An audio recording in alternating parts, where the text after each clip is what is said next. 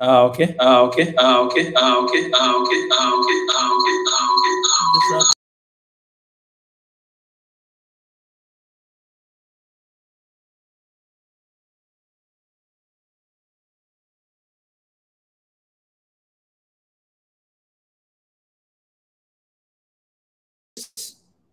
Yo, what's up, everybody? Swahili Nation, Swahili to the world. Yo, your boy, I'm back here today with another One Africa Forum. Man, and today is day 9. We're taking these things to the next level, all right? Guys, I have something amazing prepared for you guys. So please, if you're joining me right now, let me know where are you watching from. Let me know in the comment section right now.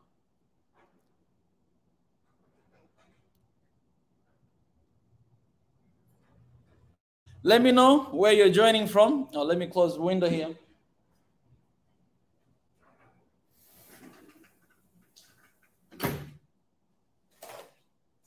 All right, guys, let me know in the comment section where you're joining in right now. Let me know. Just want to shout to you guys. Where are you joining from now? I've prepared something very special, guys. Topic to discuss, to talk about today. And you guys are not ready for this, all right? We're going to watch a short video, a short clip, and we're going to talk about it. This is going to be an amazing forum today, man. I'm super excited. I am super pumped, man, for today's show. You know what I'm saying? And this is our time, man, to step up the game. It's our time for young people to come, to stand up, and to do some amazing for the continent. It's the time, man. It's the time. It's the time. It's the time. Man, there's someone we're supposed to talk here today. You know, just a second. We're supposed to talk with somebody here. Hey, Kaka. Kaka samani, sitaweza kwenda leo, kuna kitu nafanya. Ya, ila nitawasiliana na wewe tena.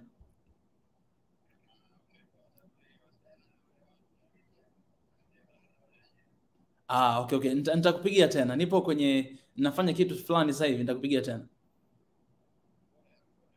Okay. All right, guys. I'm really sorry about that. This is the guy that I was supposed to meet right now to go to look for the house, to see the house that, I mean, there's one guy here told me about the house. So I was supposed to actually live with him to go to check the house. But, you know, unfortunately I can't because I need to do this. Hopefully I'll be able to check that house tomorrow. I need to leave this place by tomorrow, 11 a.m. and to move to another house. So this was a guy and we're supposed to go to check for the house. Anyways, guys, if you're joining right now, please let me know where you're watching from. All right, today it's gonna be an amazing day. It's gonna be a good day.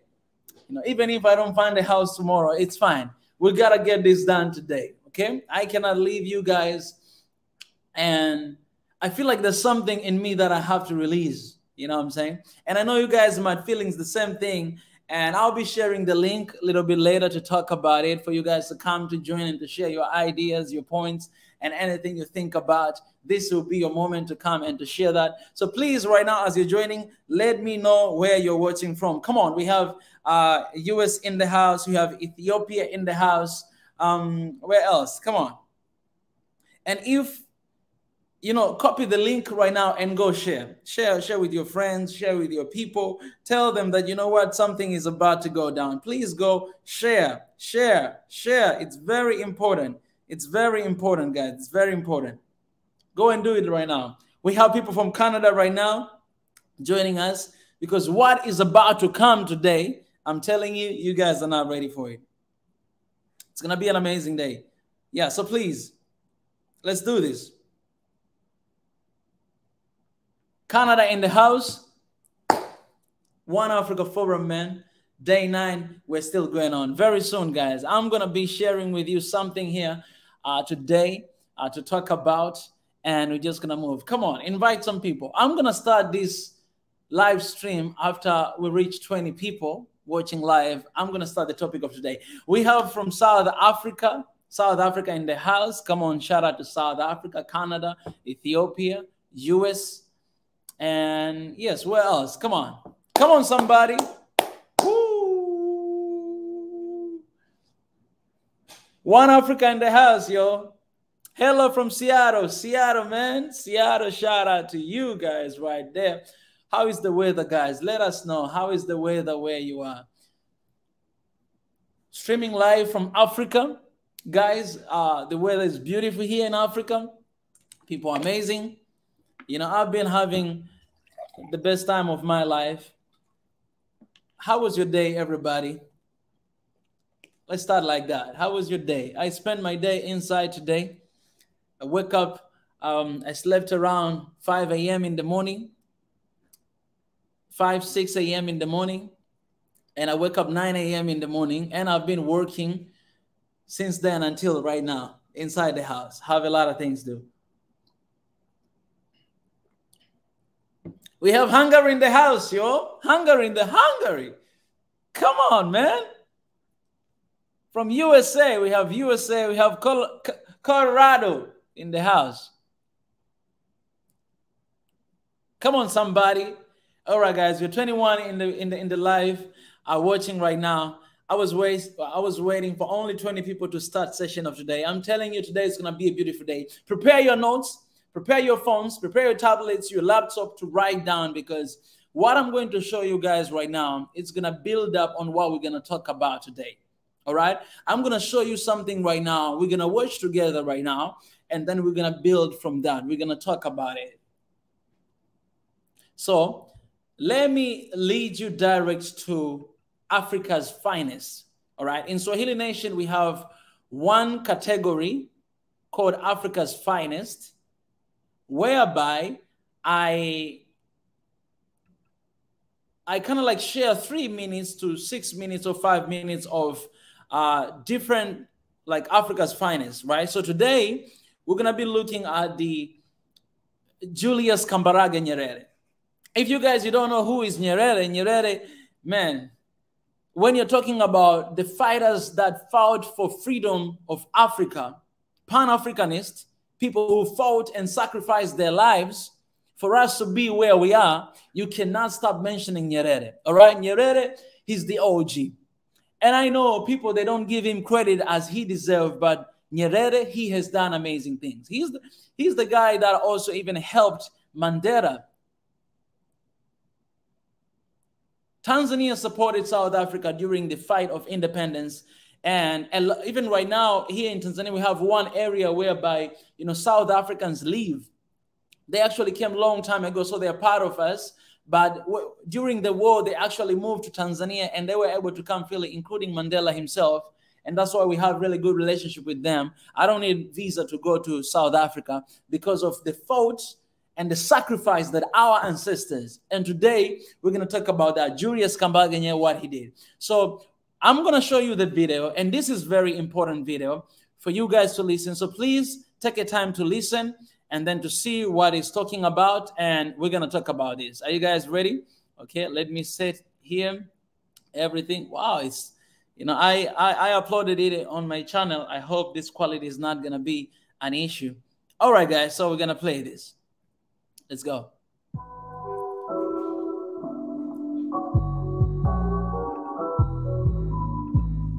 We're going to listen to this, and then we're going to talk about it. Start from here. You can't set out. Please, okay, let me stop here. Please pay attention to this, because this is where we're going to build our discussion for today. Right now, pay attention to this. All right.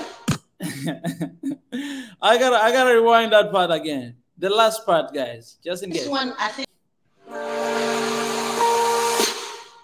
That's beautiful right there, guys. So that's where our point, that's what we're gonna be talking about today. This is one of the founding fathers of Africa, specifically of Tanzania. And I love what he said at the end, that we must radicalize Africa. And he said that if we not radicalize Africa, then you're going to have a trouble with the future Africa, because future Africa, they're going to radicalize. We cannot change Africa without being radicalized. It's very important topic. It's very important point. Our ancestors liberated us from colonialism. Now it's our time to liberate Africa from economic colonialism. How do we, my question is, how do we radicalize Africa? How do we do that? How are we going to survive in the midst of pressure that is coming from everywhere, from the Westerners, inside and outside? How are we going to survive? How are we going to stand tall and to be, and to be what, I don't really care what you guys are saying. I don't really care what you guys are doing, but this is the way we are taking. This is the road we are taking. I don't care that you're going to stop your loans. I don't care that you're going to do this. I don't care what you're going to do, anything, but we are going to stand and we are going to defend Africa. We are going to defend our people. How are we doing that? How are we going to radicalize Africa? I want you guys to brainstorm. I want you guys to think about that, because I'm going to be allowing you guys to come here on the live stream and to share your opinion and different things or different points that you think about radicalizing Africa. How are we going to do that? How are we going to have young people? How are we going to have leaders? Because he was talking about the future Africa, and it was back in the days. He's gone already. Future Africa is us right now. We are having this conversation and watching this video interview that was done years back, long time ago back. And we are talking about, okay, now is the time. Now is the time to actually radicalize Africa. We must try to change Africa by radicalizing from bottom to the maximum level what we expect. How are we going to do it? How are we going to do it? How are we going to build a society that believes in themselves? How are we going to build a society that is not scared to stand up for themselves? They're not scared to fight for their rights. Not with violence. I'm not talking about violence. Violence is not accepted. People who are going to stand, unite together, and be, you know what, we're going to stand for the country. We're going to stand for the continent. Radicalize. That's the radicalization we're talking about. It's not about the other radicalized that, okay, you know what, we got to do this. We got to, kill people. We got to bomb. No. That's not what we're talking about here. Violence, there's no room for violence, all right? That cannot be the way to radicalize things. How are we going to change that? How are we going to be one and fight against every single challenges that we are facing daily? If you ask me, I'll go back to the things that I always talk about. If you have a society that believe in themselves, if you have a society that love one another and wanting the main goal, like the one target, the one desire that they have in their mind is that, you know what, we want peace for our continent. We want peace for our people. If you have the same goal, if you have the same heart, if you have the same desire, and that is to have a safety, to have peace, then nothing is impossible. Because you're no longer alone, but you're with someone. And both of you're determined, you understand, you are educated in your mind, you know what you want. And that is, I want peace. I want peace for my family. I want peace for my people. I want change for my country. I want change for my continent. Those are people who understand and know what they want. And I'm telling you, when you meet with someone who knows what they want, those people, they cannot be shaken. If you don't really know what you want, then you're going to be finding what you want to do. Let me give you an example. If I don't know what I want to do, if I don't know what I want, then whatever that comes to me, I will take it. Whatever that comes to me, I will take it. I'll be swayed away, by any wind that is coming along the way, because I don't really know what I want. But if you know what you want, if you're someone who knows what you want, you're united, one together, my main goal, our focus is to have peace, to have a decent night, sleep without worrying about bombing, sleep without worrying about dying. If that is one thing that we desire in our hearts, and it's not just me alone, but with someone out there, then we have one thing in common. And nothing is impossible under the sun. Nothing. Nothing. So Nyerere, he said something very important there. He said, if you're going to be anti-West, you're going to be in trouble. And then he smiled. I think our founding fathers, they know that the place where we are, what I'm trying to talk about, guys, I hope you understand. What I'm trying to talk about, I'm not talking about isolating Africa from the rest of the world. That's not what I've been saying. That's not what I'm standing for. It's not. You cannot isolate Africa from the rest of the world. You cannot do that. You cannot do that. You cannot do that. You cannot isolate Africa from the rest of the world. You cannot. Africa is supposed to be there, but it's supposed to have people who understand, people who they are aware of who they are, what they want to do, and focus on that. And knowing their rights, know that, you know what, nobody can take our rights away. Nobody can tell me what to do for my people, for my own continent, for my things that I want to do. Nobody can tell me that, because I know what I want to do. I know what I am supposed to do. People who understands that, then you know what? We're not going to have a problem. It doesn't matter how many foreigners you have in your country. It doesn't matter how many Westerners, Easterners you have in your country. But if you have a society that understands that, because I'm telling you the truth, if we're trying to be anti-Westerners and we say that we are anti-Westerners, we're going to be isolating our brothers and sisters who are actually living in Africa and they're from the West, because we have those people here. And we cannot tolerate the message of hatred. That's not what I'm saying. We cannot be anti-West. We cannot be that. Pan-Africanism is not about being anti-West, but it's about understanding who you are, understanding that, you know, I am African, understanding that I can do everything. I can do all things through God who give me strength. I can do it. I have that ability. I have that determination, and I'll go ahead and do it. It's understanding that and not looking for, you know what, please support me. Oh, how can I really do this? How can I? That's a lazy mentality right there.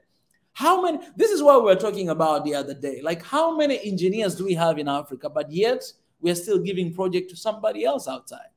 What are engineers doing? What are they doing? Pan-Africanism is understanding who you are, understanding what you have, the ability, understanding that, you know what, I'm no less than anybody else. I have value just like everyone else. I am special. I am unique, and I can do this stuff. It's understanding that and go ahead and do it. It's actually even understanding that it will help us even to compete in the world market when it comes to economics. When it comes to different things, it will help us to stand and to stand tall. You're standing there in the midst of the competition, and then you stand tall and you win, because we understand who we are. African countries must unite each other for their problems. We have to create institutions which can facilitate that. We have AU, but we need more. I think that's a good point that you're raising. I think that's a good point. That's a good point. That's a good point. You know, a lot of issues that we're facing in Africa, a lot of problems that we are facing in Africa. Okay, we have common problems that we are going through, right? But there are other problems. I remember the time, there was a time the president of Zambia.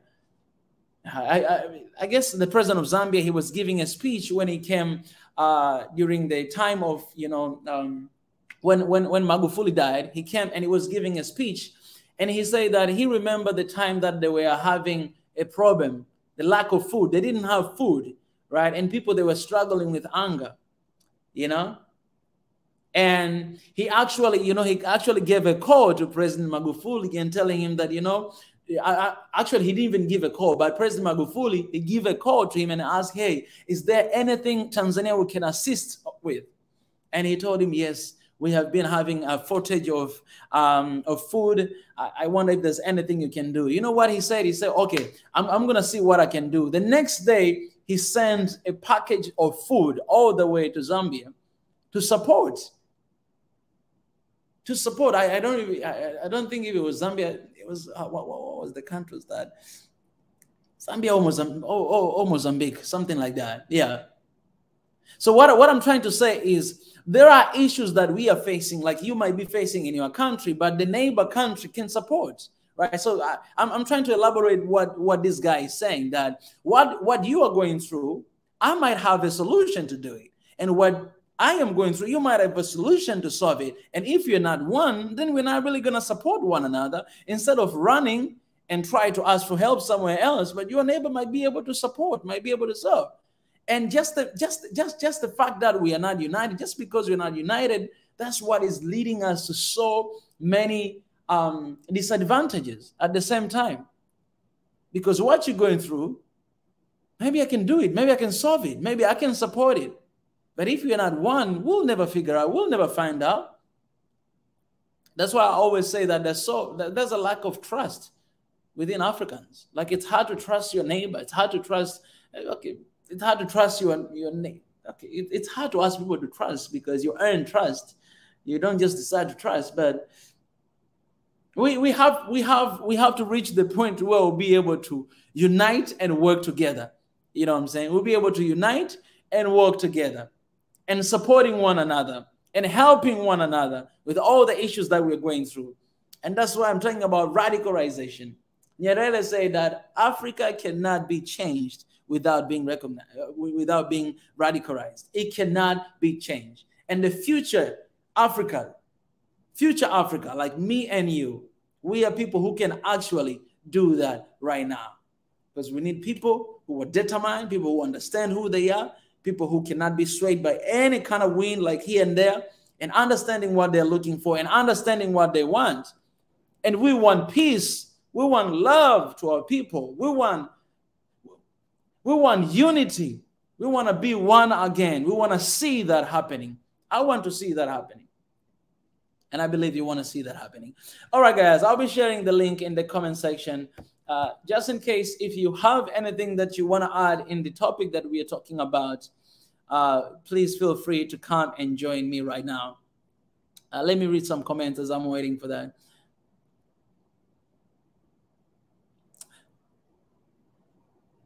We should work our people to make one Africa.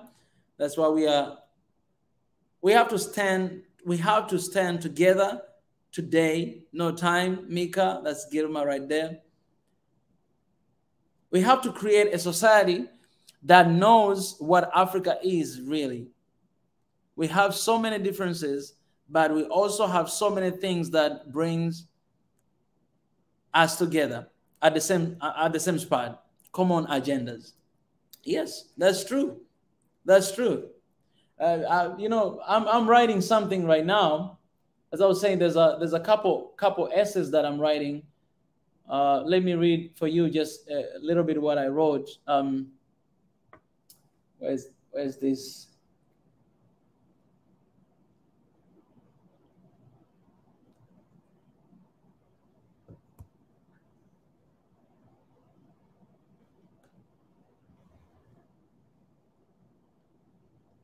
Oh, let me read this for you guys. Okay, I say this. What divides us is nothing compared to what can unite us. Think about that. Oh, let me share here on the screen. Let me share here on the screen. These are very important points, you know, to think about. Think about that. This is what I'm writing right now.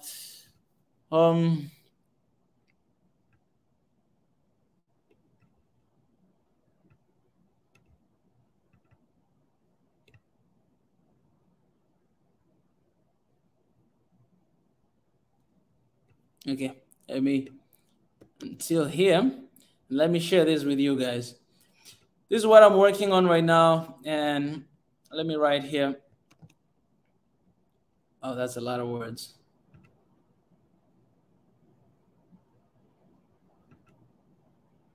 Yeah, from here. Just give me a second. I need to show you guys this. All right, need to show you guys what I've been working on, because that is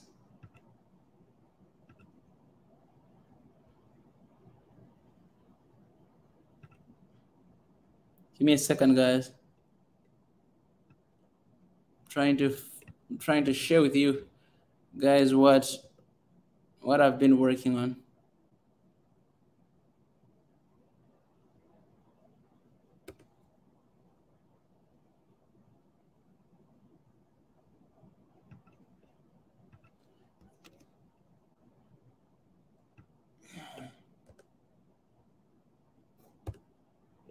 Okay, just a second. I'll be there very soon.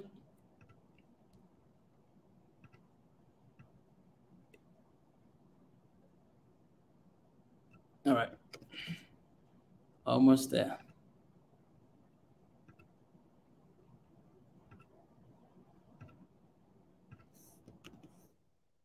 All right. Hear me out. This is what I've been working on, writing on. What divides us is nothing compared to what can unite us. Most people focus on what is bad, what went wrong, all the differences, and forgetting the uniqueness we have. Without a doubt, the division is much easier than unity. This is a long road that requires sacrifice, selflessness, humility, and determination, but no one wants to suffer or work hard because that is hard road to take. Most people choose comfortability rather than embracing diversity. I'm going to read that again. Dang, I wrote pretty good. What divides us is nothing compared to what can unite us. Most people focus on what is bad, what went wrong, all the differences, and forgetting the uniqueness we have. Without a doubt, the division is much easier than unity. Think about it. If you want to divide with somebody, if you want to separate with somebody, you can just be, you know what, you can just leave. You can do whatever you want to do. It's much easier than being one, because when you want to unite with somebody, there's so many differences, there's so many challenges, there's so many things that you're not going to like, they're not going to like. It's like marriage. You know what I'm saying? Marriage is not easy. Okay, I've never been married, but I got to say that from what I hear from married people, they say it's not easy because you're uniting with this person, you become one, and you guys, you have different vibes, you have different smells, you have different priorities, you know what I'm saying? Like, you know, and when you begin to live together, you start realizing that, oh my goodness, wow, you start hating. You realize that you're very sensitive with small things. Maybe your fiancé or your wife, you know, she's snoring sometimes.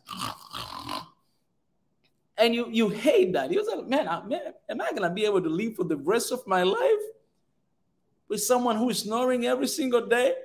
Think about that. You know what I'm saying? Like very small things, right? I can't think of another thing because I've never been married. I've never married. I gotta be careful. All right, so unity is not easy. It's very challenging, right? So I say this is the long road that requires sacrifice, selflessness, humility, and determination. But no one wants to suffer or work hard for that. When you want to be united with somebody, you have to work hard. I've spoken before about sacrifice, letting go of your ego, letting go of your right, thinking that, you know what, I deserve to be mad, I deserve to be angry, I deserve an apology, like letting go of that, sacrificing that. Because what if that person is not going to apologize to you? Are you going to continue to hate on those people? Are you going to continue to want to revenge on those people? And you're hurting yourself, because take a look, maybe they already moved on. That's what happened between Japan and Korea and South Korea. Because Japanese, for what they've done during the times of war, they never apologized. I went to this one prison called Sodemon Prison. Is the prison that they use to torture Koreans. Like let me tell you, okay, you don't have to hate Japanese, all right? This happened a long time ago, right? You'll have to enter into this one thing, like it looks like a casket, and you will have to stand there for 24 hours, for 48 hours. Like you have to just to stand like this inside. And some of them, they have some nails inside. Like you go in and they have nails inside. So they'll move those kind of casket like this. So you'll be like, you know, man, I cannot even explain. I went there, I witnessed, and I enter inside that casket and I stay for a while just to experience the pain. I stay there for like 1 minute and no, not 1 minute, like a few seconds, like, get me out of here, get me out of here. Because I felt like I was about to die. There's no air. You suffocate for hours. That's what happened during that time of war. And guess what? They never apologized for it. But guess what? They're still doing pretty good, both Japanese and Koreans. And they never wanted to acknowledge that. Maybe they already moved on. You know, they don't want to acknowledge that. But look at what South Korea, maybe that's why God is blessing that nation, because, man, they are going pretty well. Right now, when you're talking about phone, like you talk about, you know, Apple, and you talk about Samsung, You're not going to be talking about Sony. You know, it's not in the picture anymore. So what if they're never going to apologize? I was taking this one class when I was in university, and then we had this professor who used to be the Minister of Foreign Affairs of South Korea. And this was the topic we were talking about. And we had to present. So my presentation and my suggestion was like, you know, I think we have to take one journey of forgiveness. Because the question was, how can we reconcile with our past? How can we reconcile with our enemies? How can we reconcile with people who actually did us bad? A lot of things, and yet they're not apologizing. How can we reconcile with them? And my point, I was the only student that I went in front of the class, more than 100 students that were in the class, really huge room. And my point, it was, I think we have to take a path of forgiveness. And it was very interesting. Even professor, he was moved. He was like, oh, I've never thought about that. And I was like, take a look. Think for a moment. For everything that they have done, for everything that I've done in the past, look at where you are, guys, right now. You are striving. You're grinding. You are doing amazing. You're one of the, like, when you look at Korea, man, like the internet in Korea is like the first, like it's really fast. It's right there. When you look at the companies, all the Samsung, LG, Hyundai, so many companies are coming from there. Look at the culture, the dramas, the movies. Look at that, all this stuff. And they were able to be where they are, even without receiving, like, I'm sorry, guys, for everything we've done to you. So I asked them, why don't we take a path of forgiveness? And forgiveness, it doesn't matter whether someone is coming to you and say, I'm sorry, because usually, personally, I don't like sorries because I feel like people, they say sorry to make themselves feel good for what they've done. Sorry, it doesn't take anything away. But if I say sorry and you hear me out, I feel good because I say sorry for what I've done. So in a way, for me, I kind of feel like when I do that, I kind of justify myself, and I give myself, how can I say, like, I give myself like a little hand at the back that, Mika, you have done good. What you've done, you just need to say sorry and move on. You know what I'm saying? So why don't we take a path of forgiveness? And that is for yourself, because look at where you are. Look at how much God has blessed you. And I'm telling you, this is not the end. You're going to strive. You're going to go into another levels that you've never thought of before. You're going to go there. But why don't we take this road? And that was my suggestion. And Professor was writing down, and he was like, this is very interesting. Because imagine if they're never going to apologize to you. Are you going to still be like, okay, they're not apologizing to me. Okay, I'm not going to forgive you. I'm not going to do anything. So what happens is you create the nation of people who are angry and mad at something that is not even there at this point. So you'll find some people, they don't even want to buy like brands from that country. Because we hate that country so much. So even some, it reached a very pretty scary point that even the department stores and different business that were coming from that country, they were being closed in that country because people, they didn't want to buy anything from that. And you put two nations there in huge tension all the time. You know what I'm saying? Like, but we cannot allow that to happen in Africa. We have a choice to say no to that. We have a choice to say no to that. We have a choice not to look in the past, but to look in the future. Because what divides us is nothing compared to what can unite us. We are one. We are Africans. Let's not focus on bad. Let's not focus on what went wrong. Let's not focus on our differences. I'm not saying those are not important. They are important. But what is more important is unity. That's what I'm saying. I'm not saying that things that happened in the past, they don't matter. I'm not saying that. I'm saying that it matters. It do matters. But what is important right now, in order for us to continue to save innocent lives, is to unite. Is to leave that aside. It's focusing on the unity. And that is, you know what? You're my brother. Yes, you're my sister. And we got to be one. And the last point I said, most people choose comfortability rather than embracing diversity. Yeah, it's like being in your own bubble, being in your own box. Like you don't want to go out. You don't want to interact. You just want to be with your own people. You just want to be in this small cycle. And that's why you can never improve, because if I am just in this cycle with my people, you know, we speak the same language, we, you know, worship the same way, we do this the same way, we do this, that, how are you going to grow? How are you going to grow? Yes, you can be comfortable, but you're not going to be creative. You're not going to grow. Sometimes you're not even going to know what is wrong with you. We need each other, no matter how difficult it is. And it's going to be pretty tough. But that is embracing diversity, because that's a blessing. It's not a curse. That's a blessing and not a curse. I want us to focus on that. I guess today I don't have any guests to come and join me in the live stream. Let me read a little bit of comments here. We have similarities more than differences. That's what's up. Habari ya usiku ndugu yangu, njema sana. Spread the word of love and positivity to become one Africa. Love you, brother. I love you too, man.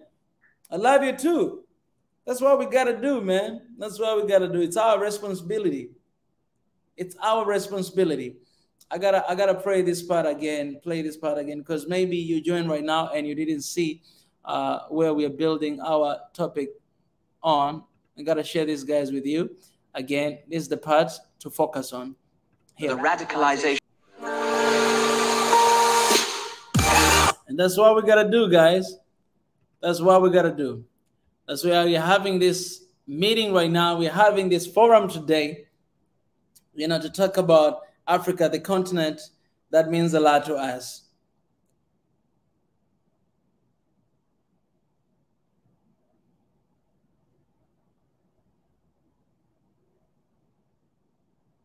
The young African, Gelaya says, the young Africans in every country should organize to protect and create, I mean, maybe that's what you mean, conducive environment for immigrants who live in their countries.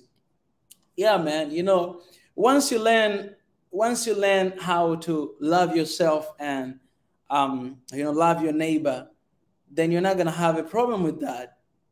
You're not going to have a problem with that. You're never going to have a problem with that.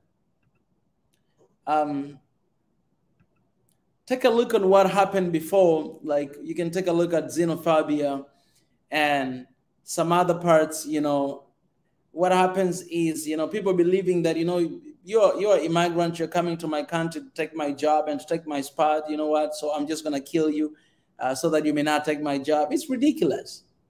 It's ridiculous. It is ridiculous.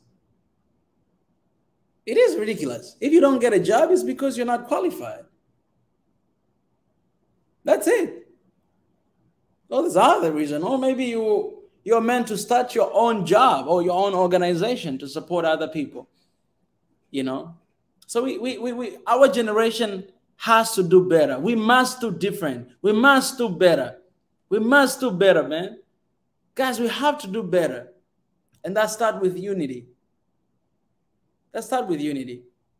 Okay, let me ask you guys this question and help me out in the comment section. Why do you think it's so hard to unite? Don't tell me about tribes, about all those things we're talking about, but why do you think it's so hard to unite? I want to hear your opinion. Why? Why do you think it's so hard to unite? And what can we do to unite with one another? Help me out in the comment section. I'll give you some time. Why do you think it's so hard to unite? And what can we do? Let's find the solutions right here.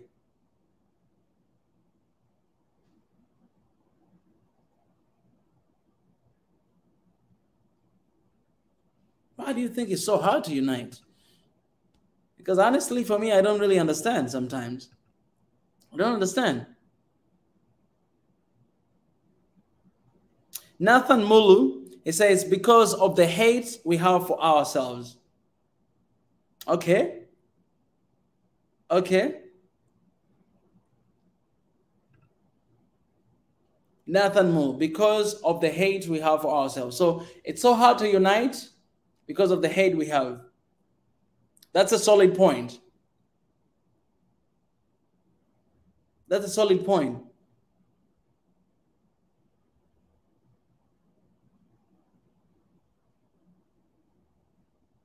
Why hate though?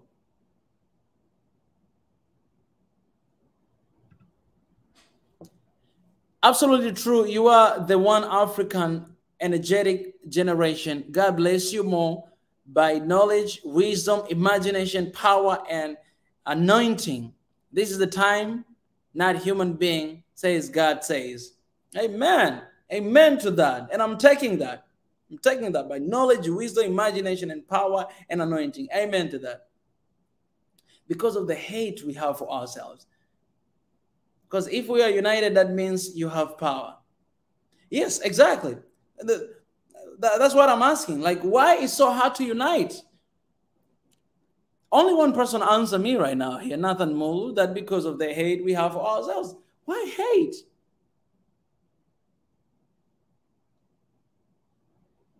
For me, I don't, like, honestly, guys really understand me. I don't know, man. I don't understand. Like, I don't understand why somebody would prefer to fight with someone and not united with them. I don't understand. I really don't understand. Because, I mean, even if I fight you, man, you're not one of you. There's a millions of you. Am I going to kill all million people? So what is the point? Like, where's the point?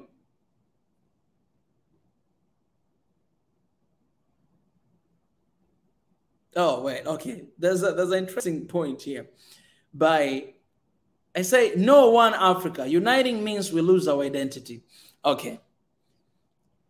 I would love to address to you and some other people maybe that might think like that. I think you have a point by saying that, you know, I don't want one Africa because if you're united, then we'll lose our identity. But I think you don't really understand the concept of one Africa. One Africa, I'll try to help you understand. One Africa is not about forsaking your identity. It's not about forgetting who you are and where you're coming from and just being one Africa. That's not what I'm talking about when I'm saying one Africa. I said the other day, if you're being with me for a while, I said that before even you love somebody else, before even you're one with someone else, first you have to love yourself. You have to be one with yourself. You have to be one with your family. You have to be one with your neighbor. You have to be one with your village. You have to be one with your city. You have to be one with your state. You have to be one with your country. And then you can eventually be one with somebody else from somewhere. But that doesn't mean that you have to let go of your language, of your identity, of who you are, of your beliefs. It doesn't mean that. It means embracing the diversity. There's a reason why in Africa we have a lot of diversity. That's a reason. So we have to embrace that. God has blessed us with a lot of diversity. We have to embrace that. And embracing that is accepting it. Is you from this tribe, you from this background, to accept this person from another tribe, from that background. Is accepting, acceptance. That's what we're talking about. You can speak your language, you can have your beliefs, whatever you believe, you can whatever, love your tribe, do all those kind of things because they are important. That is your identity. But I'm talking about acceptance. The problem comes when you don't accept someone who don't look like you, don't speak like you, don't smell like you, don't act like you. That's where everything begins. Conflict. All these conflicts we are having, it's because of that. We do not accept one another, but we hate one another. That's why we're saying one Africa. You're not going to lose your identity by being one with Tanzanian, with Somalis, with Kenyans, with Ethiopians. You're not going to lose your identity. The matter of the fact, like, your identity is you, African. That is your identity as an African.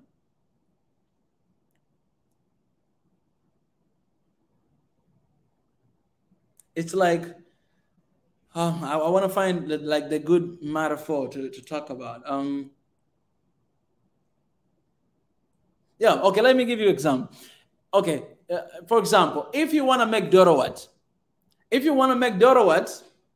I love Dorowat, guys. If you want to make Dorowat, then Dorowat, you need to have I don't remember the name of that, but you need to have, of course, chicken, You need to have some spices. You need to have egg, right? You need to have all those kind of stuff, right, in order to make it, right? Am I right, guys? You need all those ingredients to make it. But imagine if you're making dorowat with just one thing. You only have chicken. You don't have spices. You don't have eggs. You don't have... What kind of dorowat is going to be? So those spices that you have, that is diversity. Those spices that you have, that is diversity. And the reason why the dorowat is so delicious because you have different kind of spices, different kind of ingredients, putting them together and making one dish. That's what we're talking about. When you look at Africa, Africa is one piece of dorowat. And that dorowat, it has some ingredients. And ingredients is Kenya, is Tanzania, is Uganda, is Somalia, is Ethiopia, South Africa, Ghana, Nigeria, Burundi, Rwanda, South Africa, Botswana, Namibia, Niger, Tunisia, Morocco, Egypt, everywhere, Togo, Zambia, Mozambique. Huh? I'm going to go on and on. Malawi, Eritrea. Okay, all those countries, guys, and the country that I didn't mention, those are ingredients. And when you bring them together, you have one dish, and that is Africa. That is unity I'm talking about. That's the unity I'm talking about.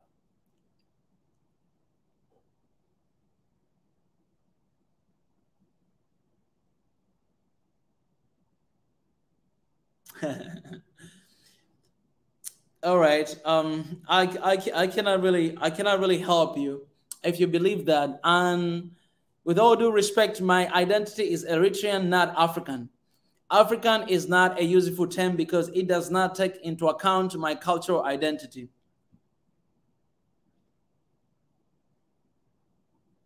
I don't know what to say to you. I don't know, really. I don't know. Because if you're not African, then I guess you have to move your country out of the African map. As long as you're in there, you're African. I'm sorry, you're African. As long as you're in there, with all due respect, as long as you're in this African map, you're an African. I don't care like how you look like, how you talk like. As long as you're in that African map, you're an African. Believe me or not. And I think something like this, that's what creates division. Because what happens is if I see myself as not African, if I see myself as not African and I am in Africa, other people who feel like they're Africans, they're not going to see you the same. That's where divisions begins. You know what I'm saying? That's where divisions begins. And so you're isolating yourself. You are inside Africa, but you think that you're not an African. You isolate yourself. You really isolate yourself. And I'm telling you the truth. You cannot... Honestly, there's no one in this world can stand alone. No one. No one. I don't care what is your nation. No one can stand alone. No one. Not you, not me. No one can stand alone. Even our ancestors, they join hands together to do something. I have Nathan Mulu. Nathan Mulu, welcome back. Thank you, Nicole. Can you hear me? Hello. How are you today? I'm fine. How about you? Oh, I'm doing good. I'm doing great. What do you have to share today with Africa? Well, in the comment section, I said that I'm Eritrean and I don't have any African identity. That's kind of crazy because it's like that person belongs his own identity without knowing he is or she. I don't know, but it's kind of crazy.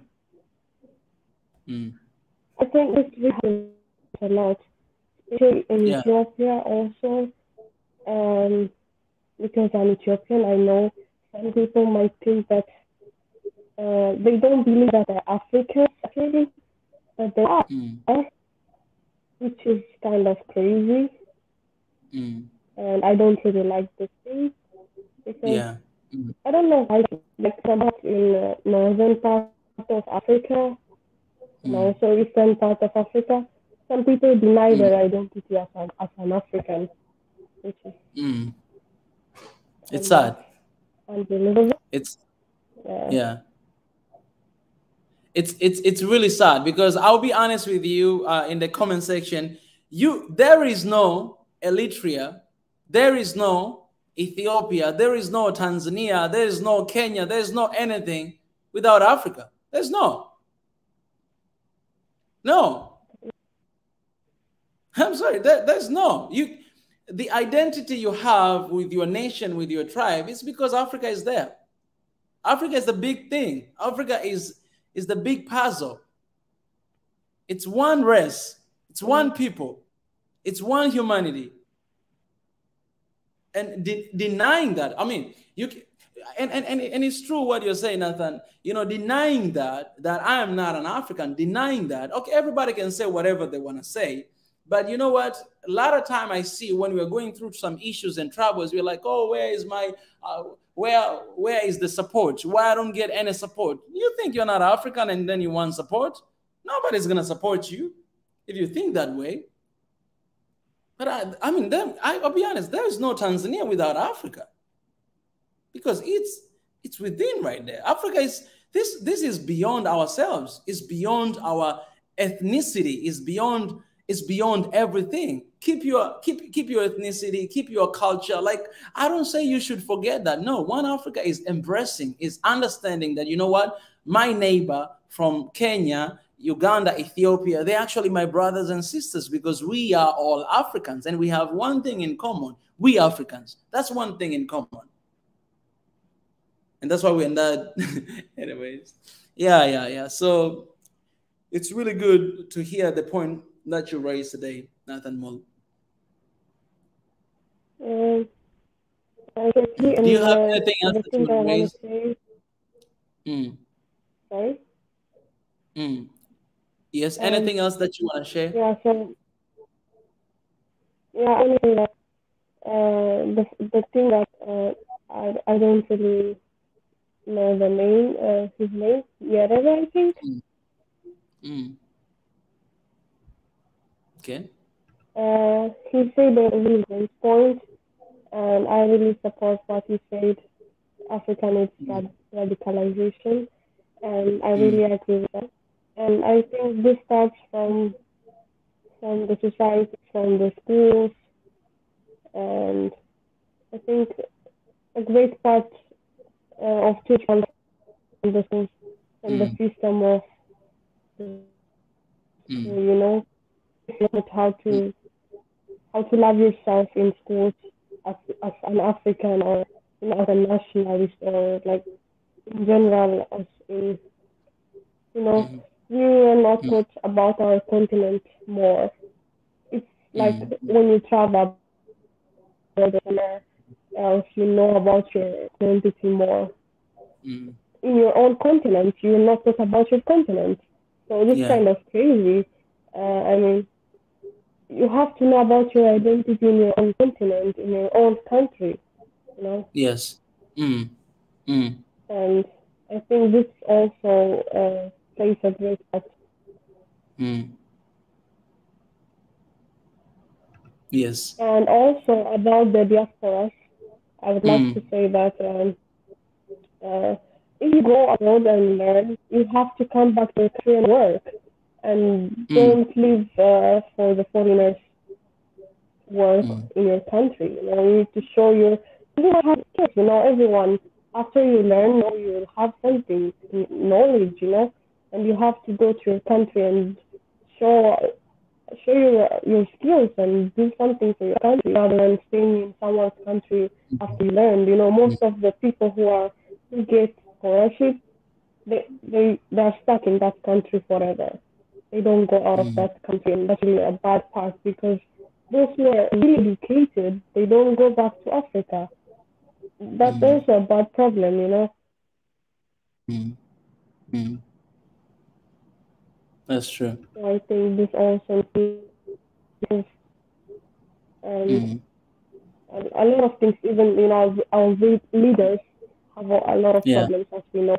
We can change our leaders, but I hope we will have great leaders in the future who can show us a great leadership skills. and not be puppets to the Westerns. Wow. I really appreciate, Nathan. I think you brought very important points. About, I think that's all about patriotism, like knowing that your country needs you, Africa still needs you. I know some people, they are not comfortable. I know, because I talk to them sometimes. They're not comfortable at all to go, to go back to Africa, because of so many things that, or so many reasons that they could have. And when you listen to it, you say, actually, you have profound reasons. I know we have those kind of people, and I mean, we cannot judge them, but it's very important, because when you see there's an issue in your country, when you see there's an issue in Africa, you have to think this way. Maybe that's the way that God is showing you or telling you that, hey, you need to go and to deal with this. You know what I'm saying? Because not everybody has the same eyes. Like, you might be seeing the problem and you're not really recognize that this is the problem, but if you see and then this is an issue, it's a way that God telling you that, you know what, you have to go and to deal with this. You have to go and do something about it. You know what I'm saying? So when you see all these issues that you don't like that are going on, it's a sign that you should go and do something about it. Ask yourself, what are you doing it? I remember, JF Kennedy say, don't ask what the country, what nation can do for you, but you got to ask yourself, what are you going to do for your country? And I think that is something that even us as African, we can use it, asking ourselves that, all right, I don't like about this, my country. I don't like that. I don't like that. Then what am I going to do about it? What am I going to do to change, to be part of the solution, not part of the, part of the cause, or part of the just, criticizing, because we really know how to criticize, but we don't know how to find solutions, how are we going to deal with it? So I think that is very, important point that you raised.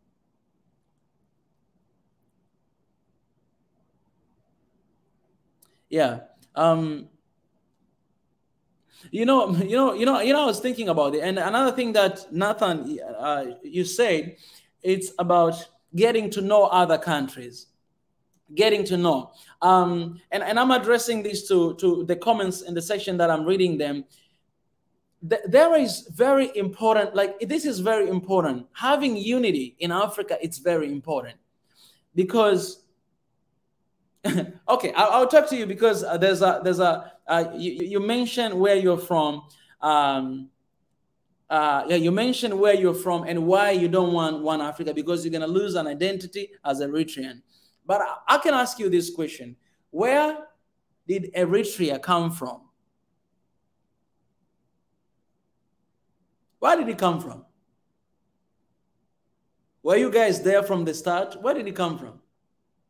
Were you guys another country before? Where did it really come from? So my point is, if you think about that, my point is, you guys, we are one people. That's my point. That's my point. Right now we have Somalia and we have Somaliland, right? We're having that, even though it's not international recognized, but here in Africa, we know that Somaliland, they have their own currency, they have their own government, they have everything on their own, right? And the same thing with Somalia, we have that. But where did it come from? They really want people. They really want people. Yes, we can have different government. Yes, we can have different currencies. Yes, we can have different ways of doing things. That's good, that's beautiful. But in fact, we are one people. We speak the same language. So you're saying that I don't want one Africa because I am this person. Where did you come from? You are literally denying your identity, because your identity, it came from somewhere that you guys were one, right? Your identity come from there. And now you are alone and you are denying that, saying that, this is my identity. But in fact, where did you come from? Think about that. Then you realize that the best thing you can do is get to know other countries, because we have so much in common, more than you think. I started to realize that after starting doing reaction of different songs. The food. Look at the food. Man, we pretty much have the same food. Those food, when you're talking about food, is culture. That's culture. The food that you eat there in Eritrea, pretty much the food that they eat in Ethiopia and some part of Somalia, and maybe some part of Africa that I've never been there. All right, here in East Africa, we have ugali, Tanzania, Kenya, and Uganda. When you go to West Africa, they have fufu. Senegal, Ghana, they have that. It's pretty much the same thing. They have, what is this? What is that? Fried rice. I forgot the name. The Western Africa, they have fried rice. Jollof. They have jollof. Here in East Africa, we have pilau. Yes, it might not taste the same because of different ingredients, but it's pretty much the same. It's fried rice and pilau. It's fried rice we have here in East Africa. So how can you say that you don't want one Africa? Because you are not going to lose your identity just because you are one with your neighbor and with your brother. Because at the end of the day, we are one people. There are people who wanted us to be divided, and they put those boundaries and everything. But in reality, we are one people. We are one race. One race with so much diversity. I wanna mind you guys again that I'm not saying that we cannot have diversity. No, man. Okay, if you've been listening to me, you know I don't even need to explain about it. Diversity is beautiful. It's beautiful. You have your language good, have your food good, have everything you want to have. It's good, but we cannot tolerate division in Africa. We cannot do that. I'll say this again. As long as you're in that African map and those islands, you are in Africa, whether you want it or not. Yeah, but wherever you go, that's how you'll be addressed, and that's how we address you here in Africa. So in a way, you gotta blame God. That God, why was I born here? I just wanted to be in my own continent, called like continent of Tanzania or something. You gotta blame God. Don't blame me. I'm just saying what is there. Yeah, you know, jokes aside, I love what Demicia shared this here in the comment section. Say, finally, brothers and sisters, rejoice. Amen to that. Strive for full restoration. Encourage one another. Be of one mind. Live in peace. And the God of love and peace will be with you. I know this is the scripture. Man, if you're still here, please share the scripture. I love this. I love the scripture. Finally, brothers and sisters, rejoice. Come on, Africa, rejoice, man. Rejoice now, because the unit has come. Rejoice. Strive for full restoration. Restoration means very important. When we are united, it doesn't mean it's the end of issues. It means it's the beginning, actually, of healing. Like that's a first step. That's a first step, guys. It's not the end. Unity is not the end. I gotta be careful with you. I gotta be honest with you. It's not the end. It's the beginning towards reconciliation, towards joy, towards restoration, towards healing. That's the first step. Because once we are one, you know what's happened? You're gonna start feeling that person's pain. Me, I'll start feeling Eritrea's pain. I'll start feeling Kenya's pain, Uganda's pain, all those kinds of Somali's pain. I'll start feeling that because we're one. And when I'm one, I feel you. I feel you. I feel what you're going through. Because I'm with you. I got you. We got each other. I feel you. And when I feel you, that's when I begin to understand that, oh my goodness, I was really mean to this person. I've caused so much damages. I can see how much this person has been affected by my actions, by the action of our ancestors, by the action of our leaders. I can feel it. I can see how much you have been affected. And that's where we begin to connect, that I am sorry that you went through this. I can't imagine what you have been through. I can't imagine you had to go through. I am so you begin to feel it. You begin to have that compassion with that person. You begin to have that compassion. You begin to have that.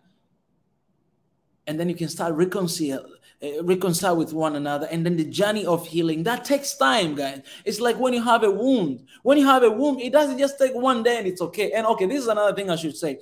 For us who we want to be united with one another, let's not think that wounds they'll just take one day. That's why I say, man, sorry, it doesn't take away the pain. Sorry is just me acknowledging that I've done this wrong. But you know, pain, the healing, when it comes to pain, it takes time. It takes ages. And we need to be there. We need to be patient enough there through the process of healing. We need to be there with one another. And we need to understand and we need to be patient that it can take time. And we need to be willing to be in that process as well. That's why I say sacrifice. It takes sacrifice to be one. You need to sacrifice something. For example, the person who don't want one Africa, it takes sacrifice. Sacrificing things that I think they matters a lot to me and thinking about the big picture. Okay. My hair is falling off. What's going on? All right. Let me guys ask you this. Let me say this. I'm getting old. Leaders, they have the toughest job in the world because they're making decisions every single day for your lives. Like the decision that our leaders make, it can either kill people or it can either save people. And also both, it happens both most of the time. Like whatever decision they're going to make, some people will die, some people will survive. So when it comes to that, most of the time, leaders, they choose the decision that it will protect some people. That's why leadership is difficult, because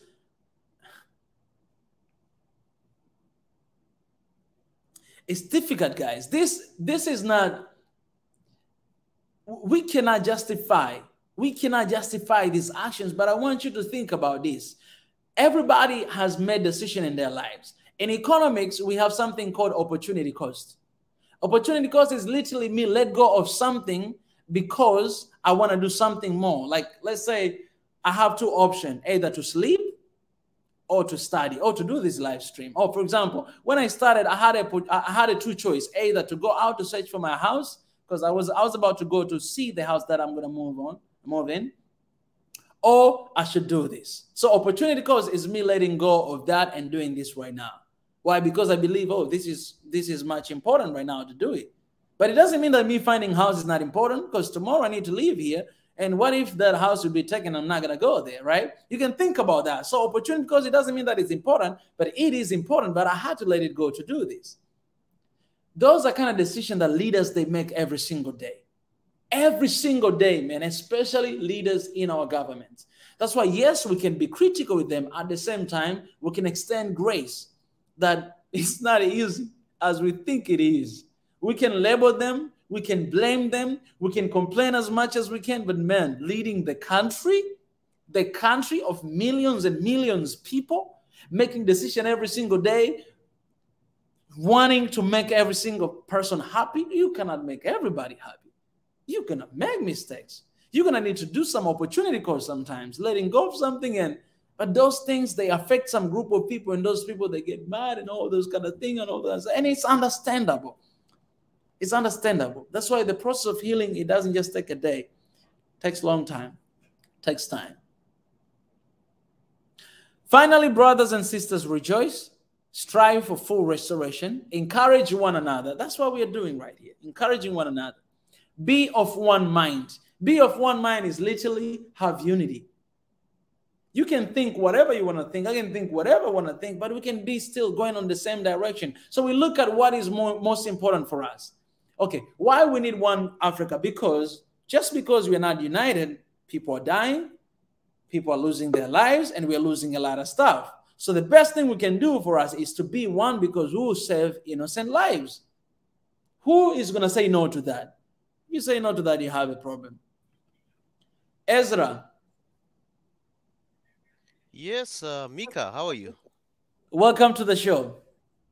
This is a different Ezra from yesterday, eh? Yes, I realized that. I was like, okay, I'm trying to figure out who is this Ezra right now, but it's good to have you. Yeah, no. It's Ezra from South Africa. South Africa. Wow, man, how is South Africa? No, man, it's all good. Yeah, it's all good. Can't complain. Mm. That's good Mika. attitude. Yes. So in terms of what do you call this? The topic that you're talking about, right? Yes. The um, um the issue Good to about see. African nice seeing you, man. About Yeah. the African unity and the differences and all that stuff. I Yeah. think also it's a matter of people fearing. They fear, as you talked about the economics, the opportunity cost. Others Yeah. feel Yeah. that they might lose something if all is for everyone to share. But Yeah. there's Yeah. always an opportunity, regardless of different people coming into your country or having to Yes. now integrate and work together. Like with the African trade thing that was Mm. signed by most of the countries here in Africa. Yes. It also opens up an opportunity for people to learn each other from each other and trade things that are maybe in Eritrea, as the other brother had said. Mm. Mm. Yeah, it brings also opportunities. Yes, there will Mm. always be differences. And obviously most people they tend to go for their cultural identity before they even say I'm Tanzanian. They'll first say I'm Yeah. this tribe first, and then I'm Tanzanian, Mm. then I'm an Mm. African. Fine, it's up to them. Yeah. Mm. And if Mm. they still want to preserve their culture, it's also their constitutional right to Exactly. practice their culture and protect it. Mm. But in the Mm. world that we are moving into, we are into Mm. globalization. If you fall behind, that's why sometimes Africa has always been remaining playing catch up with everything, because Yeah. sometimes we don't embrace things that will move us quickly. Technology is one of them that we need to Mm. invest heavily. Mm. But Mm. going back to a lot of things that build our nations, Yeah. we hardly focus on that. We see all this other things that are Mm. happening in the tech space, bit even in Yeah. finance and all these things. But what builds a nation? What builds a nation? The things that really will make more people come back home to contribute, Mm. or encourage people to come back home to contribute, and also to build those who are at home to build more and invest more of their money instead of taking their money elsewhere. you know Mm. the Mm. basic things, we all our African countries, we're failing on the basic things. The Yeah. basic things to build any nation to be strong. For example, Yes. electricity power is one of the Mm. biggest investment that any country can put. Mm. Mm. Roads is one of those big things that you can put. Rail is, it's your trade, that's your business. Mm. Mm. Understanding why do we have to build all those things, and why is it a priority? Because if you've got a stable electricity in a country, anything is possible. People can invest more into other projects. Even this thing about manufacturing, we're crying that, Yeah. oh, all our minerals are going to China, but we don't have Mm. the capacity to build power, to build, to have big plans to produce steel, to produce many things that we need as Mm. an as the continent, and also to trade. You know, Mm. hence the Chinese, because they have the manufacturing, they have the power to manufacture those things. They Mm. can just buy the minerals from us and process it and come back and sell it as a finished good. But we don't, Mm. like, if we can get that right, electricity, road, rail, the basics that will make a country function, water, those are the things Mm. that if we invest heavily, each country, and we take it as a priority, and Mm. we make it in such a way that it is a human right to have water, it is a human right to have electricity. We should not Exactly. say, Mm. oh, he's in a rural area, only the people in the urban area. That's why the Yeah. cities are so squeezed for resources, because people are coming from less developed to more where there's more resources, because they want that electricity, they want that water, they want that access to the road, access to Mm. business. Mm. So Mm. those are the things that we need to be investing in such a way that, and it's not just in few places. We don't want it Mm. to be a place where it's just Dar es Salaam, it's Dodoma, it's Mm. just those key Exactly. cities. No, it should be even reaching to the even the smallest towns, so that there will be a decentralization of resources. It won't just be in specific areas. Then only few places are getting more populated, more Mm. disorganized, and there's always a Mm. pressure for government to fix things. While Mm. those things. So Mm. Mm. as young people, we should be looking at Yeah. those things, because now, like, as Mm. an African, you were overseas now, for Mm. all these years. I mean, Mm. you looked at the Koreans, how they've been doing things and all those things, and you Yeah. you come back home, you're like, all the inconvenience now. To get this, I Mm. have to go. It's only sold by one or two people, and they're just Yeah. trying to give you these crazy prices that, if I was in Korea, I was gonna get this at a cheaper rate or That's something. true. So Yeah, that's yeah, true. and if So if we can build that the capacity so that even when you are coming back home, you're more relaxed to say, no, what, I'm coming to Tanzania to build this because I've seen that in other nations this helps, and it can also help my nation as well. We're not just going there to have fun or get degrees and live a better life, but it's also about learning. You know how the Israelites, going back to the Bible. Yes, that's good. That's Remember, good. before they entered Canaan, they didn't just enter Canaan. They were spies sent to those nations. Even Yeah. you, as an African going to in another country, there, you are not just there just for you to get a better education, get better Yeah. resources, and all that stuff, empower yourself. But it was also to have an eye to spy, to see, wow, this is how people Exactly. are doing things, and what Yeah. makes systems work. And another thing, going back to systems now, systems, we need to create systems that will work in such a way that we don't really need to sweat so much. It's just a matter of building up on it. You know what I'm saying? Mm. Let's say, for example, if Mm. you build a rate for municipalities on the cities, do you know Mm. what keeps the company, like those other nations there, Seoul, in South Korea, so well maintained and everything? There's Yeah. resources. All the people that live in these cities, they pay rates and taxes, they pay electricity, they pay water, all that money maintains. It's just in the system, it runs in the system. The system can Mm. maintain itself. Unlike where Mm. we have so many informal housing in Africa, where you can't even tax them, you Yeah. can't even get money from those people that live in around the city, so that the Mm. city can have money to maintain and build roads, Yeah. maintain roads, all those Mm. things. So, Mm. but we need to go back to the basic of what needs to be built a nation. We cannot say we want to manufacture. Yes, we have the resources, we need to Mm. manufacture, but you look at the country, Mm. I mean, electricity usage or even reach is only maybe 50% or only 30%. We are Mm. joking. We're not really serious. We need to Yeah. get to the core of what makes all those nations that we wish to be like so Mm. strong and more attractive for more people to go to those countries.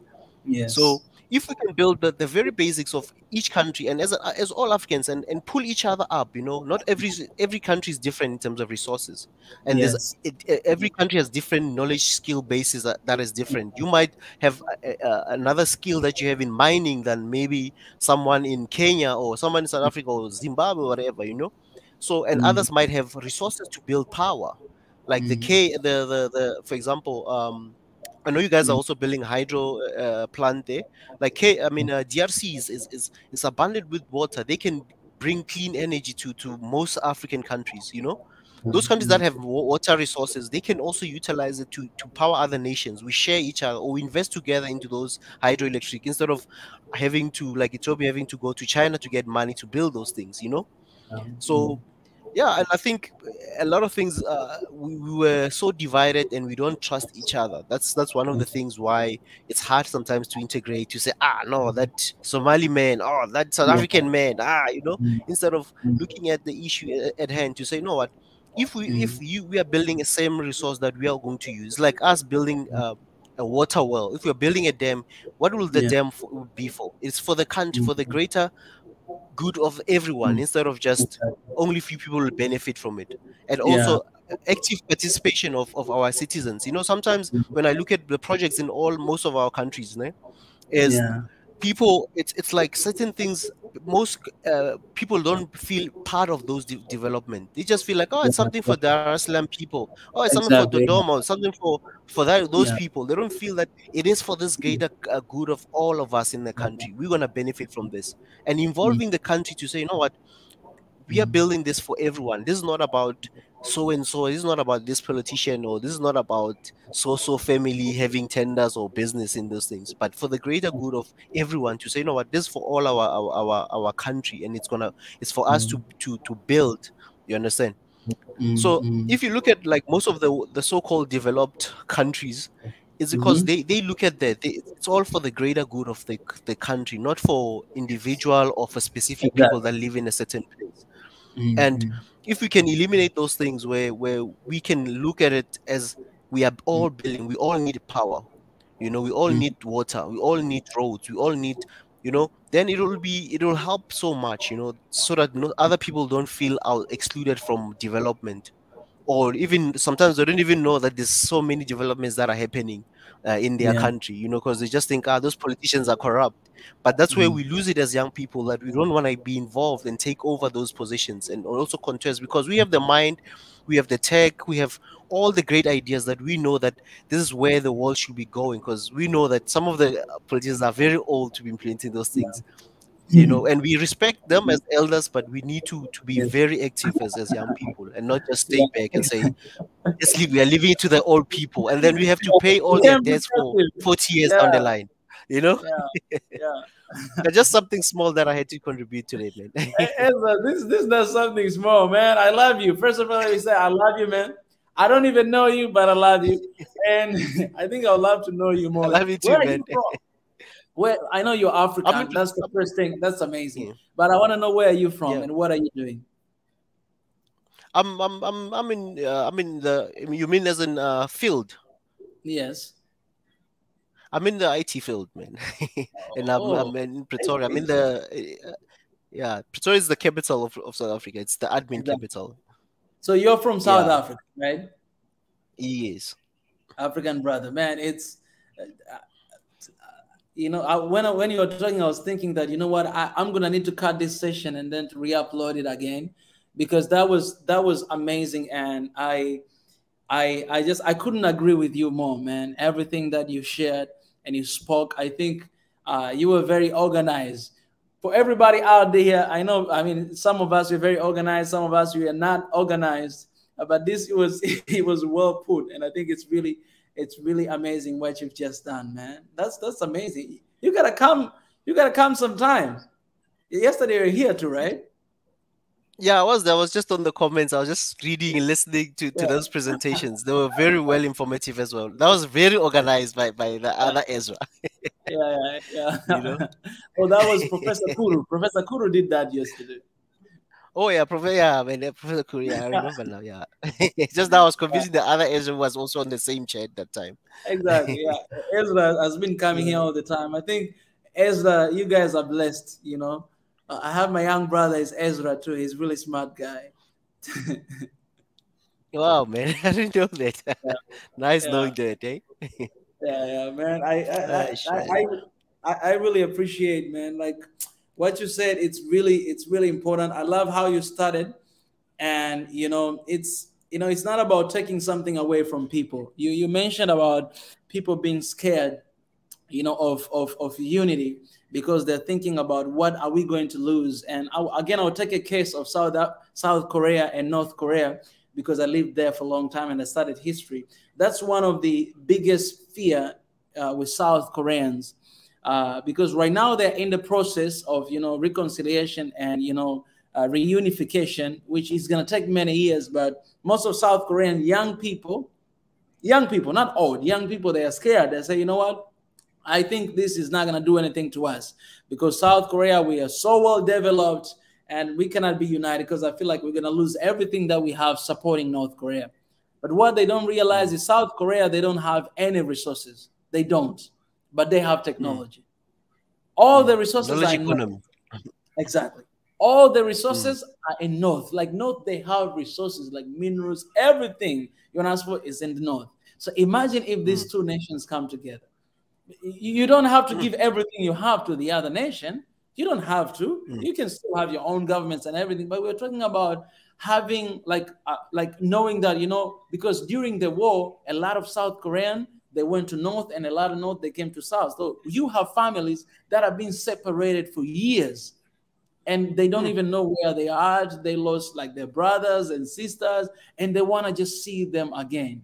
You know what I'm saying? And that is tough. That is hard. And then you have this tension that has been going on for 50 years. All the time, this guy, he just want to, you know, he's just threatened that, you know, I'm just going to send a missile. I'm just going to. So you have people that always are living in fear. Sometimes I would see people living away from Seoul, the capital city of South Korea, moving to Busan because they're ready to take off, to run to Japan, because they're scared of their life, that anytime anything can happen. I mean, thank God it hasn't happened when I was there for 9 years, but that was the greatest fear that it was going on, you know, during that time. So you can see how much people are living that kind of life, and it's your own country. You see like what unity can do to us when we come together. And it doesn't mean that you have to give everything that you have, but it means you can just have that peace, right? Knowing that, okay, I can go freely to that country. You know, you can come freely here. We can have some treaties together to make sure that maybe we support you guys because you're us and we support one another. You know, you can see like both sides benefited from one another, not just one side, you know, violate another side. Other things are the procedures that we can take on after, you know, after coming together as one. You know what I'm saying? It's something that we are smart people. Africa, we're smart. We can sit down and have conversation like that, just like what we're having right now. Israel. Exactly. And Mika, I really need to applaud you for organizing this and making this live video, you know, beyond just reactions, and you know, where we can sit down and really have a family meeting, you know, and talk about exactly. these things. You know? Yeah, I really when, appreciate going back yes, and about Korea, you know, the South Koreans might feel that they have the infrastructure, they have all the resources, but as well, North Korea say they also have the similar issues as well. They also have fears from them, feeling that if they are backwards, the guys that were ahead of us might take over everything from us. It's on both sides. There's fear. It's not like one-sided. They might think, oh, we have fear. Those guys will have to drag them up, pull them up, and all that stuff. But also, North Korea, the people, they might also feel that since the South Koreans have the resources, have all the things that they need, they might take over them and overthrow them, or they might feel like less developed, obviously, in terms of the progress. So it's fear will be on both sides, but it's a matter of them thinking the greater good of everyone, to say, okay, we've got families on both sides. We were just divided by the war of an ideology, capitalism, communism. Who takes which route do you take, or do you favor? But if we look at the greater good of everyone, to say everyone must be part of this, and they need you, this is how you're gonna benefit, this is how you're gonna benefit, and tell them all this stuff, then some people might say, okay, let's give it a try. Let's say it's gonna succeed, but let's, as you say, opportunity cost. Am I willing to give in this, to take this? You know? Yeah. Even I want in you. Africa, I mean, Yes. Please go on. no, I was saying even in Africa, those fears will always be there. Economically, there will be other nations that will fear that we are a small nation. Like Eritrea, they're a small nation. It's understandable to have a fear, to say maybe they are like 4 million people, and then you've got Ethiopia, who've got almost 100 million people, or over 100 million people. Who've got, you know, they might fear that the big boys might take over them. You know, so it's understandable, those fears. But as you say, if you tell them the greater good of, okay, this needs to be done this way, this is how you're going to benefit, or give us how you'll want this ship to be run, then you hear all sides, you know, then it can allay other people's fear, because you cannot just say, now let's unite, and then people say, unite how? You know, that's very sell important. the idea to them. That's very important. I think you raised that really important point, that it's true. I think the fear might be also the size of the country and the size of the population, but we have to understand, to know that everyone matters. It doesn't matter how many people you have in your country and how many people I have in my country, but you matters. Even if you have 2 people in your country, you matter. And those 2 people, they represent your nation. Those people, they're carrying something behind their back to represent. And when you come on the table with your country and my country, it doesn't matter how big it is or how small it is, we are all the same. We have different uniqueness. We have different kind of stuff. We have different abilities, but you are one. We have to, I think that might be a big problem as well for the superpower nations, you know, in Africa, to be like, I mean, I'm looking at you're just like a small country, you know, we have to have leaders from my country, because we are superpower, you know what I'm saying? Like, we have to lead. We're superpower. I think we also have to get rid of this mind, to realizing and understanding that, you know, no matter how big or how small it is, your voice matter. Your voice matter, your people matter, your country matter. And we cannot take anything for granted just because you're a small country, a small nation. Look at what Rwanda is doing. Rwanda is a very small nation, but look at what it's doing, man. It's like Rwanda is like a Singapore of Africa. You know, like Rwanda is doing so good, so well, that is representing Africans so well in the world, in the world out there. And we can learn some good from that, and knowing that, what Rwanda is doing, maybe Tanzania, we can learn from them. Maybe Ethiopia can learn from that. Maybe this country can learn from them and do something good for the continent. I want Ezra, do you mind to respond to this point? This person, Rita, says, I don't think infrastructure is the key for unity, because in my country, Ethiopia, I had seen many poor people with full of love, peace, and always live in smiley face. We need love first, and the rest is next. Oh, Ezra is having a little bit problem, but hopefully he'll come back. But I want to respond to this. Rita, I think what Ezra was sharing, he was not saying that we should not focus on love, we should not focus on peace, we should not focus on unity. That's not what he was sharing. That's not what he was talking about. Those things are important. And that is my message. Love, peace, and unity for Africa. So that's 100%. But for him, he was giving another perspectives. That, in order to achieve this, love, peace, this unity that we want, I think there's other things that we should focus on, and that is, building infrastructure. Why building infrastructure? Because right now there's a railway. It's been built here in Tanzania. Actually, it's going to other countries as well. That will be allowing us to connect with other different nations in African nations. That means you can have free trade. You can have a free movement of people from this area to another area, that area, and that. These are just other elements of wanting and having that unity that we want to have for our beautiful continent of Africa. So yes, you do have a point. Yeah, we need love, loving one another. Say no to the hatred.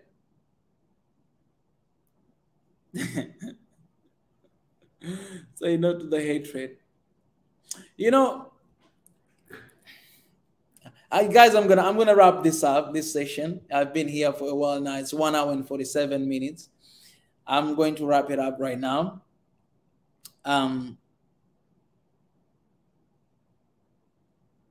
Ethnicity is a very sensitive topic in Africa.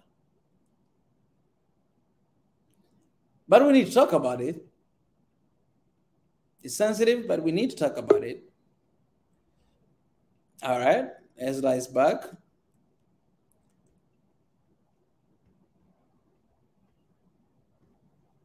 Brother Ezra.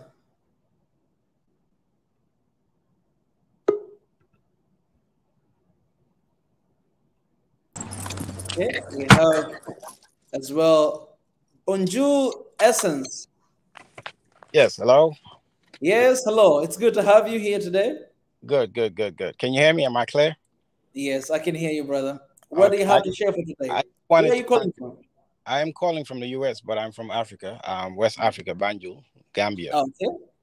Okay. Man, I love that. Yes, I came across this. A link was sent to me, actually. I came across it when a friend of mine sent me your, I'm not sure what she was doing with Abiy Ahmed, the president of Ethiopia. Okay, yes. I've been monitoring your show since then, and I think you're doing a good job, and you should continue. But I just wanted to contribute on just briefly on the issue of nationalism. Okay. There's a brother here that was mentioning that he's Eritrean, and he's very determined on these ideas. But what I'm saying is we are all proud to be called individual from our respective nation states. I can say I'm a Gambian, you're from Tanzania, he's from Ethiopia, Eritrea. I mean, that's easy. But then when you look at these ideas and you start to go in depth, you realize that even within these countries, people are not even, thinking alike. They look physically when you see them. Different languages, different cultural, different food, customs, religion. So if you're calling yourself, let's say, Ethiopian or Eritrean, or that's a good thing. But then when you look at the reality, you look at the boundaries, you start realizing that it's more complicated. If you're Eritrean, I mean, who do you represent? Are you speaking for your tribe? Are you speaking for yourself? Or are you speaking for your whole country, the whole entire nation that has so many tribes. And then when you look at the borderline between Ethiopia and Eritrea, you will see the same people, same tribes. You know, you go to Somaliland, you'll see, you know, you go to eastern Ethiopia, you see the Afar people. And then you go into Eritrea, you see the same people there. So when you call yourself an Eritrean, you know, what about someone who's Afar or Tigrania from Eritrea? And they have the same people. Sometimes, you know, so even I'm sure the same thing happens in Kenya and Tanzania. You'll see the same tribe within the border. So, and the same thing is going on in West Africa, you know, because this demarcation are just Western colonial lines. I'm not saying that's the same case in Eritrea, but most of these lines that we are holding very, you know, we're holding towards, these are all artificial lines. They can move back and forth within history. Eritrea today or Ethiopia today or Tanzania today might not necessarily be the same lines, you know, in 100 years from now. Exactly. You know? So we have to look at the bigger picture. It's easier to hold on to our tribes, but then when you hold on to your tribes, what do you gain out of that in the long run? No one is saying you should not, you know, be proud of where you came from or your tribe or your language. We are all proud as Africans. We all respect our tribe. I'm very proud of my tribes. I love my country. I tell people where I'm from. But at the end of the day, you know, I can still say I'm from Gambia. I love my country. But, you know, I have to look at the bigger picture and say, you know what, my tribe is, for example, the tribe I come from, they are, you know, you go to Mauritania, they're there. You go to Mali, they're there. You go to Senegal, they're there. They're everywhere. So what am I? Am I just Gambian? Or, you know, what about these people that I'm closer to these people than even people that I share the same passport with? Because we are from the same tribe, we speak the same language. So it gets very complicated. So that's why I'm saying we are all connected when you look at it this way. You know, you might see a different African from the Southern Africa or Eastern African, but then when you start realizing, you know, listening to them and their culture and, you know, their perception and you know, just the way they believe in their system and their history, you start realizing we are all one and the same. We have more in common than our differences. You know, and the Europeans cannot be better than us. You know, they are coming together. They're having, you know, the Eurozone, it might be some issues, but they are coming together. Even their currencies, they're trying to make it one. But then we are the ones, you know, killing each other. Rwanda should be, you know, an example for all of us to be very careful of tribal issues. Because we hold on to each other and say, this is my tribe, you know, we're going to kill each other. You know, what's going on in Ethiopia today, we are praying that this conflict ends. But the same, you know, we have to learn from these things. You know, you cannot just hold on to the same tribal issue and say, I belong here, you belong here. You know, it's just unfortunate. Today, I'm more safer in you know, Ethiopia, maybe in the Tigray region than even an Amhara would be safer in that area. You know, and I'm not from Ethiopia. It's just sad. And it's just the same issues we're having all over Africa. We're killing each other based on tribal issues, and we have to talk about these things and face these realities. You know, I'm not saying, again, the brother was saying that I'm trying to, you know, recolonize people by driving people away from their tribes. I'm not saying that by all means. All I'm saying is we have to look at the bigger picture. We can hold on to our identity, you know, but if you say country, you know, it's a good thing. You're from this country, but it gets complicated. If you're from this country, who you're closer? Are you closer? Are you more loyal to your tribe or your country? If you're more loyal to your country, then you're tolerant because you have so many people within the country that are from different tribes. They have different religion and languages, which is a good thing. Now you can apply the same strategy towards different countries around you, your neighboring country. You know, once we have this way of thinking, then I think things are going to be much more easier than to just call on our country and national identity. You know, thank you for taking too long. You know, thank you for you know, contribute, and I wish you luck. No, brother, like that was very important for Africa, you know, for you to clarify that. I was going through the comments, and I appreciate you, you know, keeping up with that, you know, in the comment section, because, you know, this is what we need, and this is what we want. And if we want peace, this is the way. This is the way for peace. We have to look at the bigger picture, as you say. We have to look at that you know, it's bigger than just us. It's bigger than just one person in one tribe in one region. Everything is important. Everybody's important. Everyone matters. And that's what we're trying to say. That, you matter, I matter, they matter. That's why let's come together, because we all matter. And not to cut you off, I'm sure, like here in the US, for instance, I know so many Ethiopians and Eritreans and Somalians and Syrians, and we're all one and the same when we're outside. That's the thing. Because the white man, they look at us as one. We're all here. We went to university together. We have different organizations, and it's just we have our president is from South Africa. We have different students. And so everyone is here, everyone is the same, because we traveled, and now this country is making us realize that we are from, because they'll say where you're from because you have an accent, the way you speak, your name is different, your way of practicing, even your religion is different, your understanding is different. So we travel, we realize that we have more in common.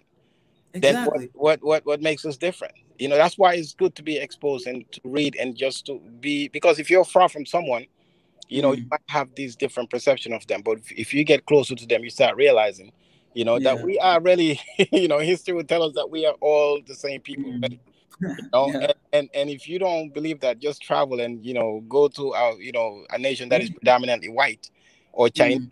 They will remind you that you're from Africa. Because the country is Africa is just a unique place. My mom is like, she can pass as maybe, a mix, my dad is dark, but it's like my tribe, you don't even know what kind of child you're going to have, because you might be white, you might be black in skin color. But we are all, that's not a justification that we are different. These are all inferiority complex that we need to fight. And just be one people. Know that we are strong when we are together. And it's just unfortunate, But we are united here. We are all one and the same. We eat together, we laugh together, go to each other's house. But we are from different countries in Africa, but they look at us as Africans, from the outside. So I think, and this is a learning experience for me and a lot of people. When you travel, you see a lot. And the country, especially countries like the US, where racial tension is so high, even applying for, a driver's license or whatever you want to do legally, you have to identify yourself. And when you want to identify yourself, they have race, you have to write down whether you're white, Caucasian, or whether you're Hispanic, or whether you're black or African. You have to put that down there. And all of us would have the same checks and say, we're black and Africans. You have to mark that down. And that reinforces in your head. You start realizing that the picture is I cannot limit myself to my nation or my tribe. Man, you reminded me something. I'm sorry, before I let Ezra speak, you reminded me of something that I had this question. I was having a conversation with the ex Minister of Foreign Affairs from Zambia. I have that interview here in Swahili Nation. And one of the questions that I wanted to ask him, it was why it seems like easy for Africans to be united outside of Africa, but not really within Africa. And one of the things that came out to me is that as long as you are an African, like you're black and you're out, you will be treated the same. Like it doesn't matter where you're coming from, you'll be treated the same. And because of that, that actually united us. Like I lived in Korea for 9 years, and things that united us, it was that we all went through the same thing. So when we met together and start talking, the reason why we connect with one another, because we'll be talking about all these experiences that we're going through, and we're like, you know what, we have to come together, man. We cannot continue to go through these issues. We have to come to, and that really united us. And but when you come in the continent right now, and you see most of people who they don't want that are people who actually they've just been in one area. Most of people, I'm not saying everybody, but most of people who have been in this one place that they feel comfortable of what they have, and this is me, this is that. But it's very important to think about the bigger picture. That's very, very important topic. Ezra, welcome back. Yeah, man. Sorry about that earlier. What the brother said now was and what you also just said now about why is there unity outside, but inside we all divide ourselves when we're back home. And I think some of the things that we need to look into, especially with like there in Ethiopia. I think maybe the guys from Ethiopia can explain it way better than us. They know the history well, and they'll know what happened and what fueled this tension. I think one of the point that I had raised earlier was the issue of development. You know, like when you are having like we're talking about how every part of the country should be developed, not few people, no, like it shouldn't be just only the major cities getting development. It's part of what we're talking about in terms of Ethiopia, that issue where those people might feel neglected. You're in this country, but your province or your because in Africa you find that a province will have a predominant tribe or language. So hence where now you get people that become saying us as the so-called tribe, we are pulling away from this nation because we don't see the roads, we don't see development, and then you get all these influential leaders who come from maybe that same province, speak the same language. He can influence his people in terms of the language. He can talk to them in their language; they'll understand him clear. He can convince them so easily to end up saying, you know what, we are rebelling against this country because we don't feel like, as a province and as this tribe, we feel neglected in this bigger picture of we are building this country. So I think if we can get this thing of development being in every part of every place, every province and every state, feeling that they are a part of a bigger picture, they are building this country, they are also getting development. When there's a big highway being built or a train being put in Dar es Salaam, we also need to be having something that's keeping us busy in this place, you know, instead of us saying, okay, it's only only those states that are getting development, because that's where you get people that recruit young people that are not doing anything in those states or those provinces, and they feel like, yeah, we just want to be an independent country because they don't feel part of the bigger picture of the country. And it's not just integrate there in Ethiopia. There's other countries where there's other tribes that want to pull out of their countries now, but they're not getting the ground to get international status to recognize them and pull out fully, to say, even Somaliland, for example.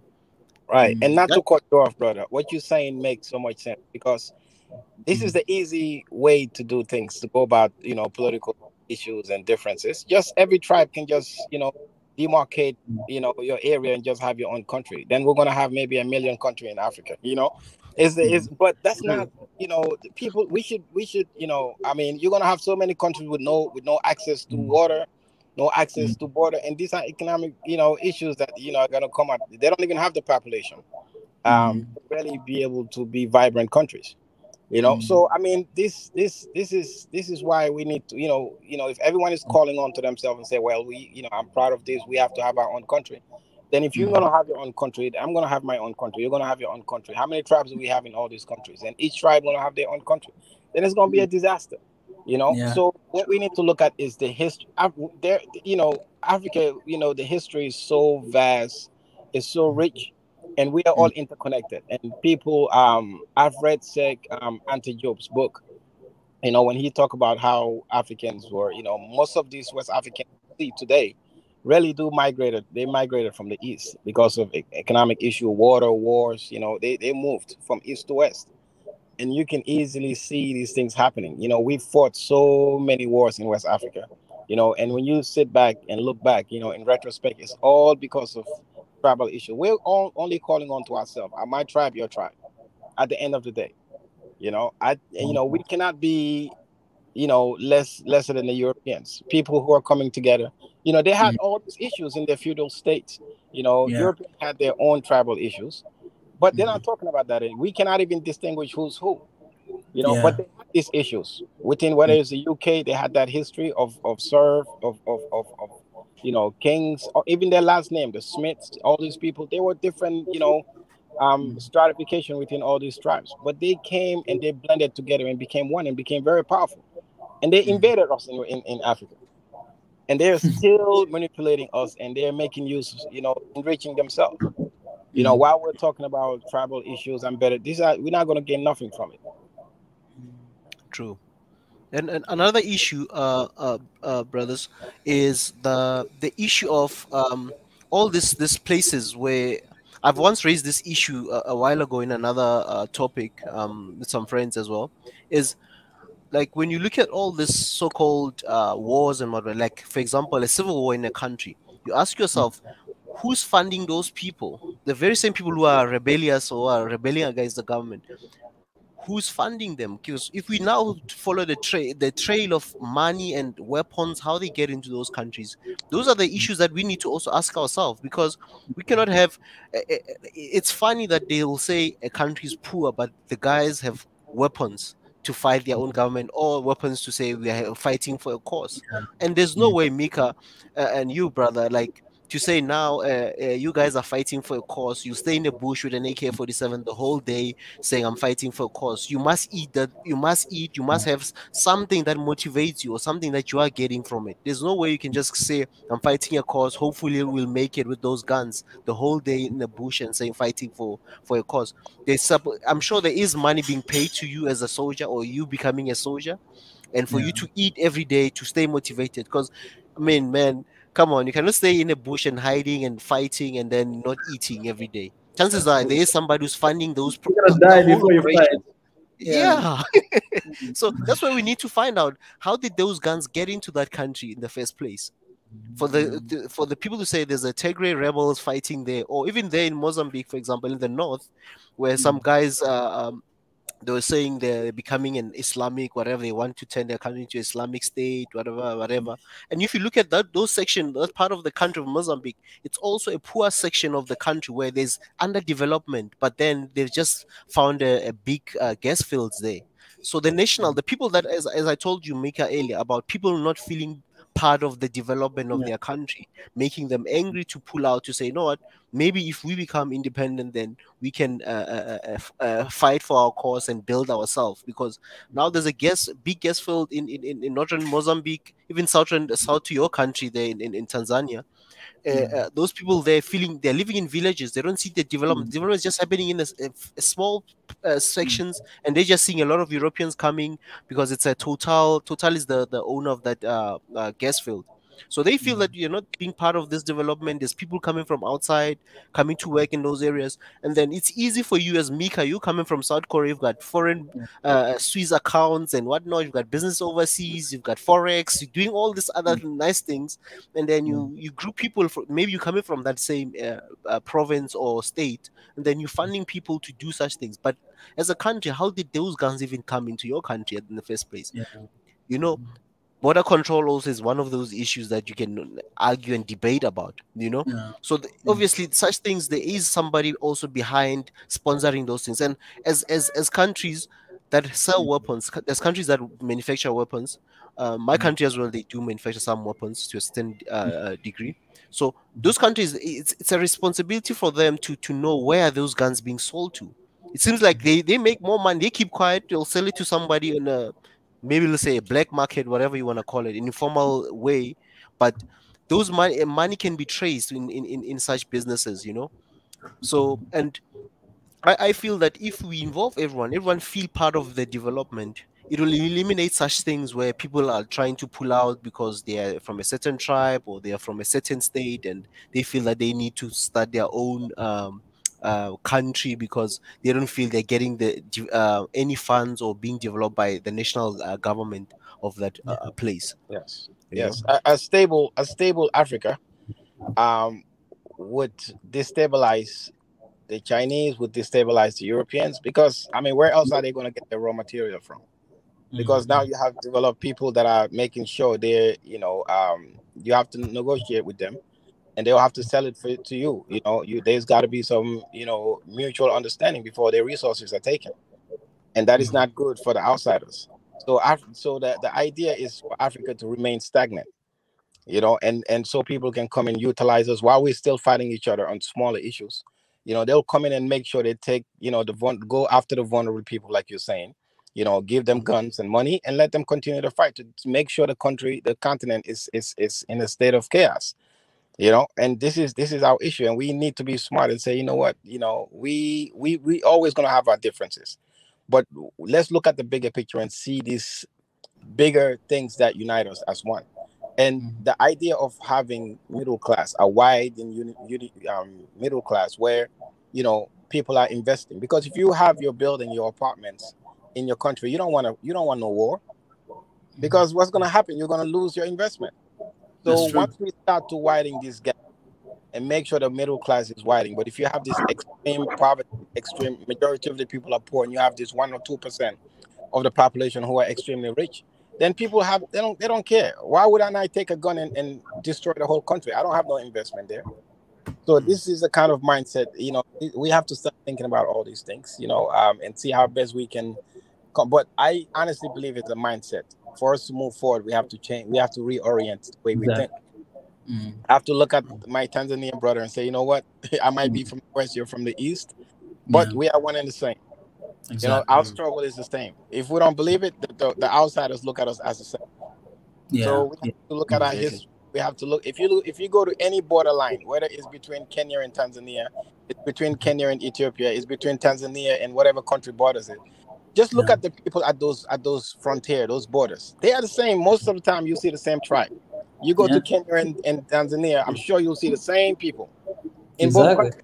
True. So we are all connected. And going within Africa, within the borders, you'll start seeing the same tribe within these borderlines, artificial borderlines. And no border is guaranteed. They shrink and they widen based on history. 100 years from now, the borders in Africa are not going to be the same. These are reality. So we hold on to this. I'm not saying we should not respect our country and our flags, but we have to be bigger than just the flags. We need to prepare ourselves and say, you know what, we are one and the same. Europeans are united. Whether you're from Germany or the UK or Sweden, they are one and the same. You can drive from the UK all the way down to France into Germany without a passport. And no one would disturb you. You won't get bothered. You can. So why should we? You do that in Africa. Maybe you might go somewhere. A tribe might, not even the government. A group of people might see you and say you're an immigrant. Get out of our country. I mean, even in my country, we have people that we deport. Can you imagine a poor country in Africa deporting other Africans? This is in every other country you go to. You go to Sudan right now, there are a lot of people from Tigray at the border. They become a problem. You go to Uganda, they have a lot of people from even Somalia in Uganda. Refugees. You go to Kenya, same thing. Go to Eastleigh in Kenya and see the Somali community. And you're going to see so many immigrants. You go everywhere in Africa, you'll see immigrants. You go to Congo, neighboring countries within Congo, with their war, you're going to see a lot of immigrants running. But when they go to these countries, people don't treat them as Africans. And we have to accept this reality and say, you know what, we also have a role to play. It's very unfortunate, but we're killing ourselves. We say we're African. It's very easy to say I'm African, but to be a model of that, an example of that, to see your fellow African brothers and say, you know what, we're one and the same. You're welcome in my country, even if it's a temporary basis. I'll make sure you eat. I'll make sure you drink until your country is at ease for you to return.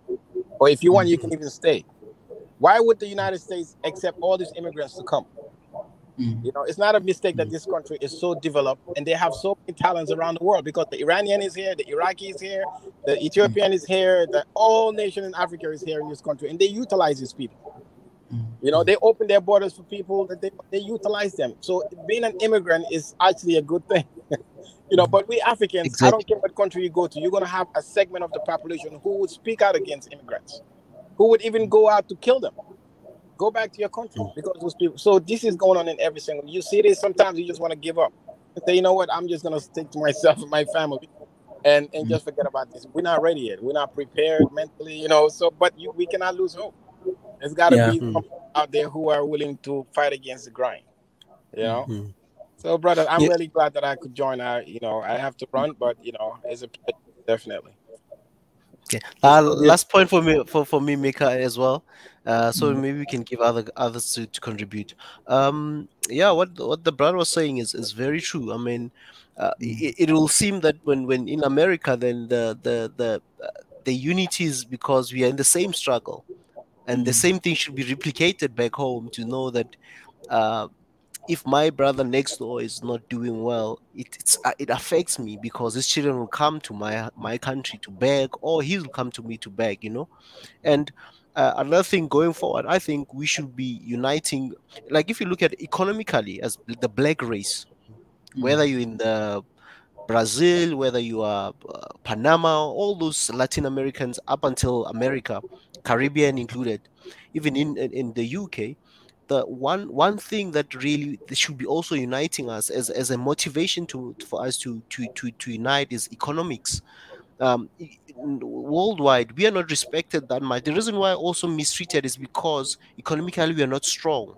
You know that we don't carry the wealth. People just think we are not contributing anything to the world. Economically, we're not as powerful in terms of, unlike other nations where they have multinationals everywhere and all those things. So should be the things that really unite us in terms of the economics part. That part why we're not respecting other nations, because economically we're not strong. We're not influencing a lot of things that the world needs. So the moment we can unite to say we want to develop our continents, we want to develop even other parts wherever where there's black people should live in good conditions. It shouldn't be like when you go to, even in Brazil, you go to places where there's a lot of black people, you still see almost similar poverty like in Africa. It's like and you ask yourself, why is that? Why is it like the black race is behind economically everywhere you go? There might be, yes, we have few that are doing well, who have the business, who have conquered, who have had the breakthrough in business and other things. But in terms of the majority, in terms of economically, we can all be rising, instead of just the few that are there. So the moment we can have that in terms of economically, we can, whenever we go to other nations will start respecting us, because Yes. they don't see poverty when they see us. You understand? Yes. They'll see that, oh, I'm seeing investment in this person. I need to treat him well. Because they're thinking maybe Africans is poverty, oh, refugee, oh, asylum seeker, or things like that. They'll start seeing that we are bringing money into those countries. We are bringing skills. We are bringing knowledge. We're not just becoming a burden to them. Then Yeah. even the world will change in terms of how they treat us, because we now can treat each other well. Then when we go to those nations, we're coming with contributions. We're not coming there to beg to go to a school or to come and do something in those nations. We're coming there to do business as like everyone else. Or to, when we're going to have holidays, we have the money. We're not there to be causing trouble, as maybe they all think we are doing in those countries. So I still say we still need to have, when we are developing, we all need to unite economically, as well as a matter of agency, and as a matter of everyone feeling that they need to be part of this development. If we are building, we are all building. It's not for, as you said, it's Yeah. everyone matters. No one should be left out, in terms of saying, unless somebody decides they don't want to be part of. Yes, there'll always be those people. We can't force Enforce. everyone. But Yeah. as a nation, as nations, we need to tell ourselves, as Africa, we all need to develop. No one is better than the other. No one is bigger than the other. Let's all have a development goal to make sure that all our people are going ahead and people are all progressing. They can see a future in their nations. They can have confidence in their nations. You understand? So, but yeah, that's something small from my side. Let me give others a chance. Yeah. I appreciate it, Ezra. That's Yeah, man. amazing. I appreciate it. Thank you so Yeah. much for your insight today. Please come Thank often. you. I will. Yes. Uh, yeah. Let me just yeah. Okay. Yeah. I will join what's this, the conversation more often. Appreciate brother. Okay. Cool. Thanks, man.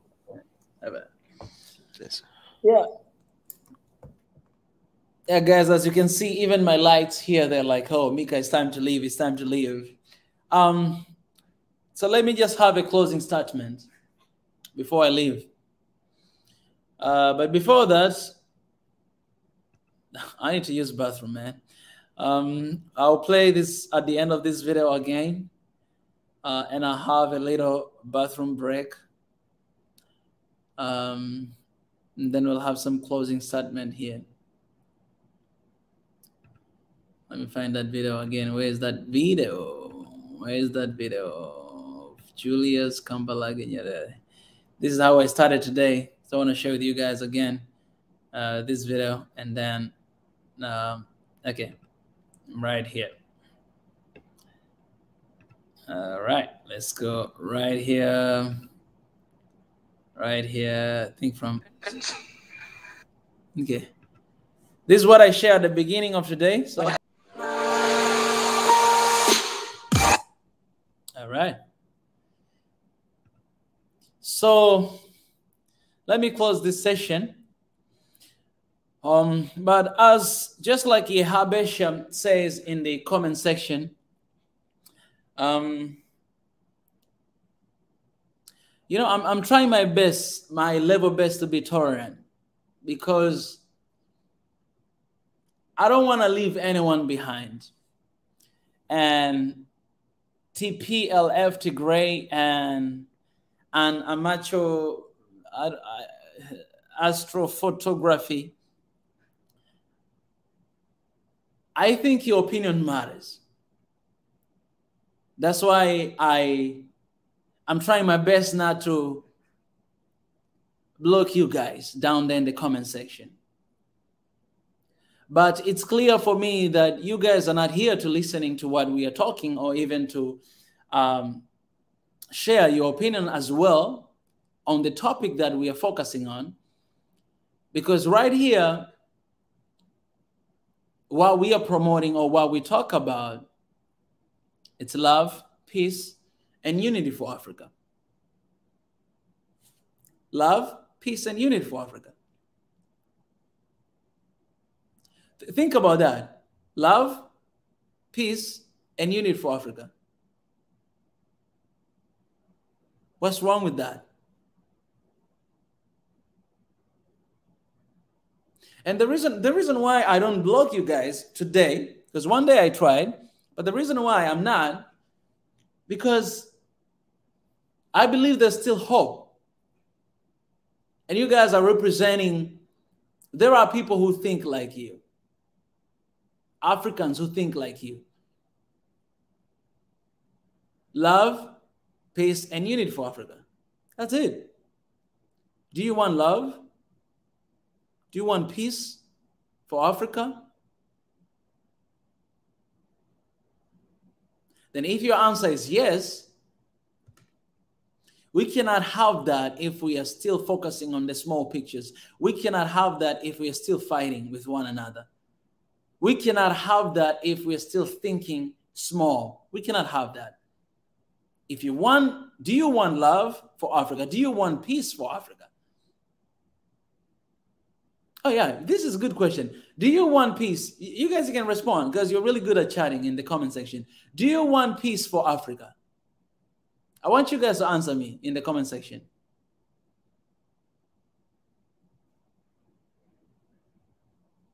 Do you want peace for Africa?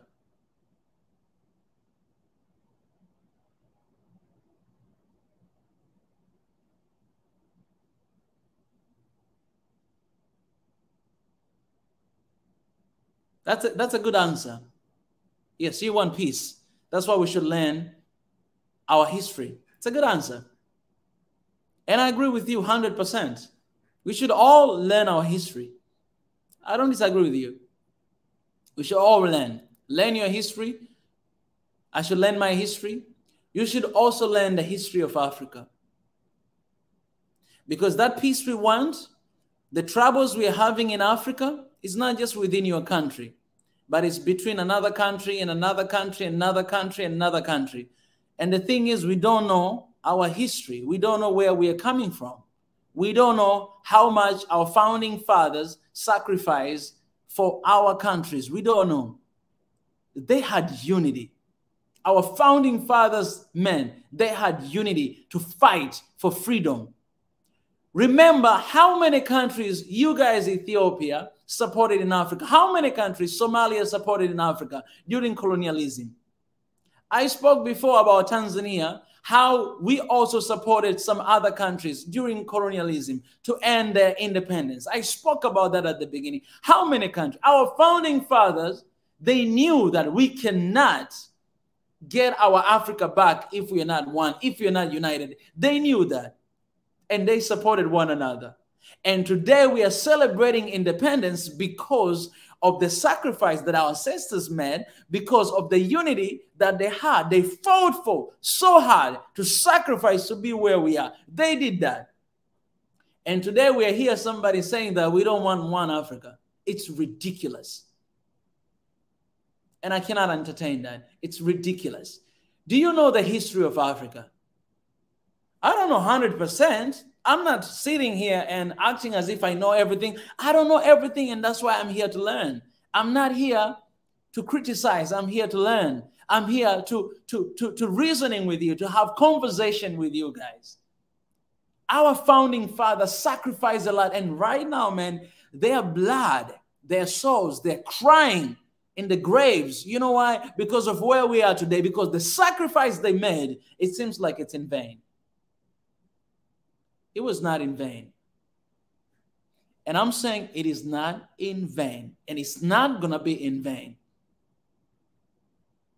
Because you know what? Love always prevails.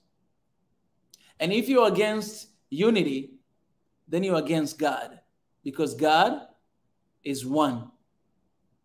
You're against that. It's love.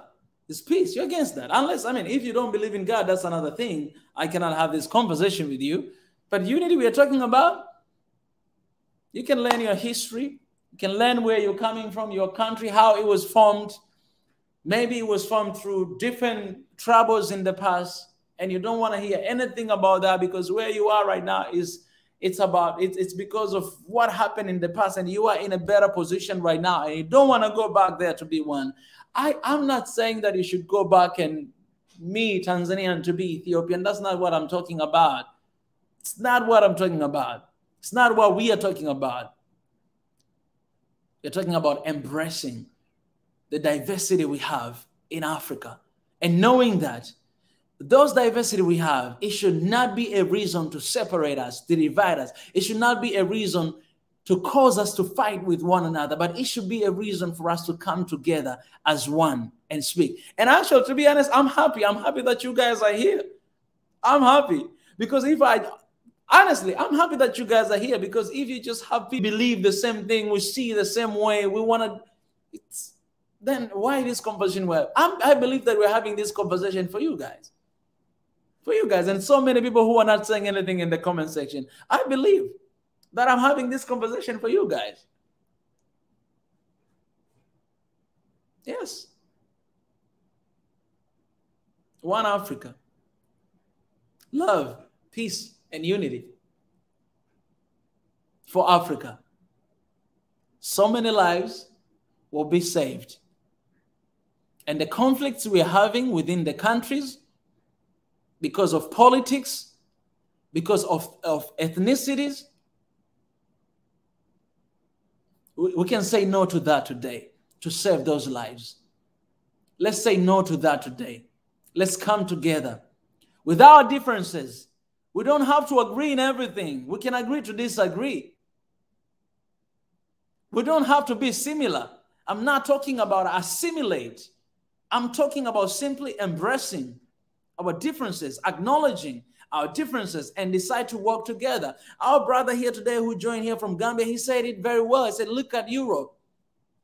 Those guys, they have their own differences, but European Union is one of the strongest union right now we have. Right now, if you decide to go to jail, you can go to any other countries in Europe with that one visa. You can do that. They cannot be better than us. They cannot be better than us. We can do that better than, because they're the one who came and divided us from the first place. But today they know that, you know what, we cannot be separated. They realize they're the one who came and do that to us. But today they're united. Imagine your colonists, they know that the only way for us to survive is to be one. What are you doing, Africa?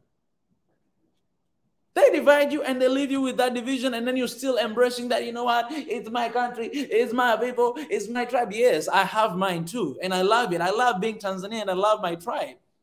But we gotta be smart. They came, they divided us, and they left. I mean, we kicked them out because they didn't leave. We kicked them out. And you, Ethiopia, you won them. You beat the heck out of them. They went back there. They've been talking and talking. They realized that, you know what, we need to be united. Now they're united. And what are you guys doing, Africa? You're still divided. Oh, because of this. Do you even know who divided you? Someone else came and put influence on you to think that your brother is not your brother, to think that your sister is not your sister, to think that, you know, that person, because it's coming from that country, is not like you, is lesser than you. Who are you to think like that? And when God is looking at us, you know what he sees? You know what he sees? If you believe in God, I'm talking to you. And even if you don't believe in God, I talk to you. When God looks at us, you know what he sees? He sees one people. That's what he sees. He sees one people. That's what he sees. And I'm sorry to say this, like the whole world, he sees one people. He don't see white, he don't see black, he don't see yellow, he don't see brown, he don't see that. He sees one people. He has the same grace for, he has the same love, even for those who colonize that. He loved them. He cares for them. He protects them. He's there for them. He's there for you. He's there for me. He's there for white. He's there for Asian. He's there for everybody. He's there. He sees one. One, he sees that. And if you believe in God, you're going to see that too. I got to use that. I have to use that. All right? I have to use that. It's very important.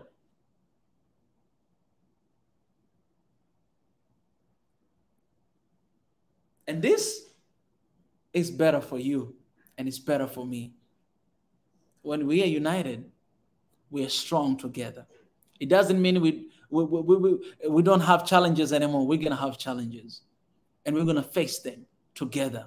We're going to sit down. We're going to have conversation, because you know what? They believe we cannot do that. They believe the only solution for us is to fight. And man, you say one comment that it really pains me. You say one comment that it really pains me, and it really pains me. And let me read this. It really pains. It's negative, guys. I'm sorry. I'm going to read this comment, but this comment right here, it really pains me. It pains me so bad, and I'm going to read this, and I'm going to address this.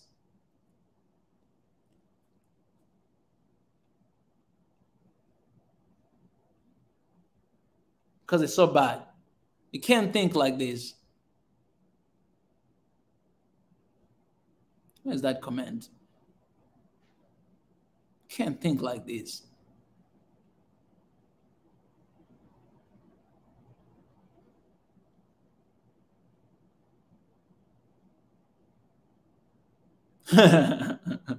Well, it just depends on how you see it, because you can put the meaning to my words, and you can put whatever you want to put. But you know, I'm clear with what I'm saying. I don't point fingers. I don't disvalue anyone here. That's why you're still here and commenting in this post. You know what I'm saying? That's a grace right there. Okay, you say this. You guys may not like this, but Africa should be broken into hundreds of nation states if there will ever be peace. That's a very dangerous statement to make. It's very dangerous statement to make. I don't know who are you. I don't know who you are. But that is a very dangerous statement to make. There are words when you say you can never take them back. And these are one of them. It's very dangerous. It's very dangerous words to make. So let's love. I still love you. Even though it really, like I saw this comment the moment you commented it, it pains me so bad. So bad to my God. Like it got to my nerves. And I was like, you can't say things like this. You can, but you can never stop people from talking. You know what I'm saying? They will say whatever the heck they want to say. You can never stop them. It's a free world to say, but I just feel sorry for that. I just feel very sorry for that, because you clearly do not understand.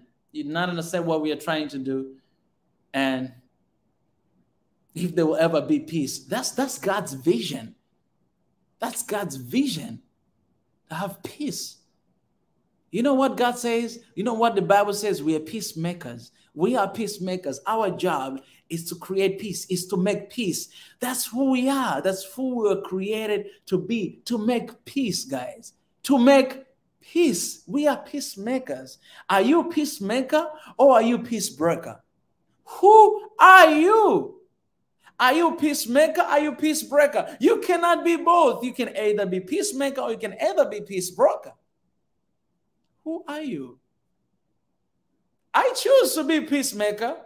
I'm choosing to be a peacemaker. I choose to be one with my brothers and sisters in Africa. I choose to be that. I am proud Tanzanian. I choose to be one with you guys out there, because you know what? When at the end of the day, at the final day when we meet our God, he don't see our tribes. He don't see our countries. He sees one people who believe in him, who loves him, and who love their neighbor. Are you loving your neighbor?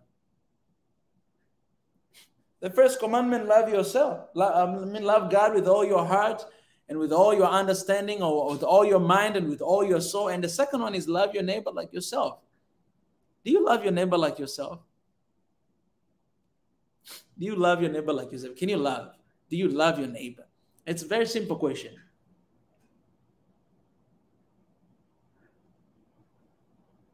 Hatred is what divides us.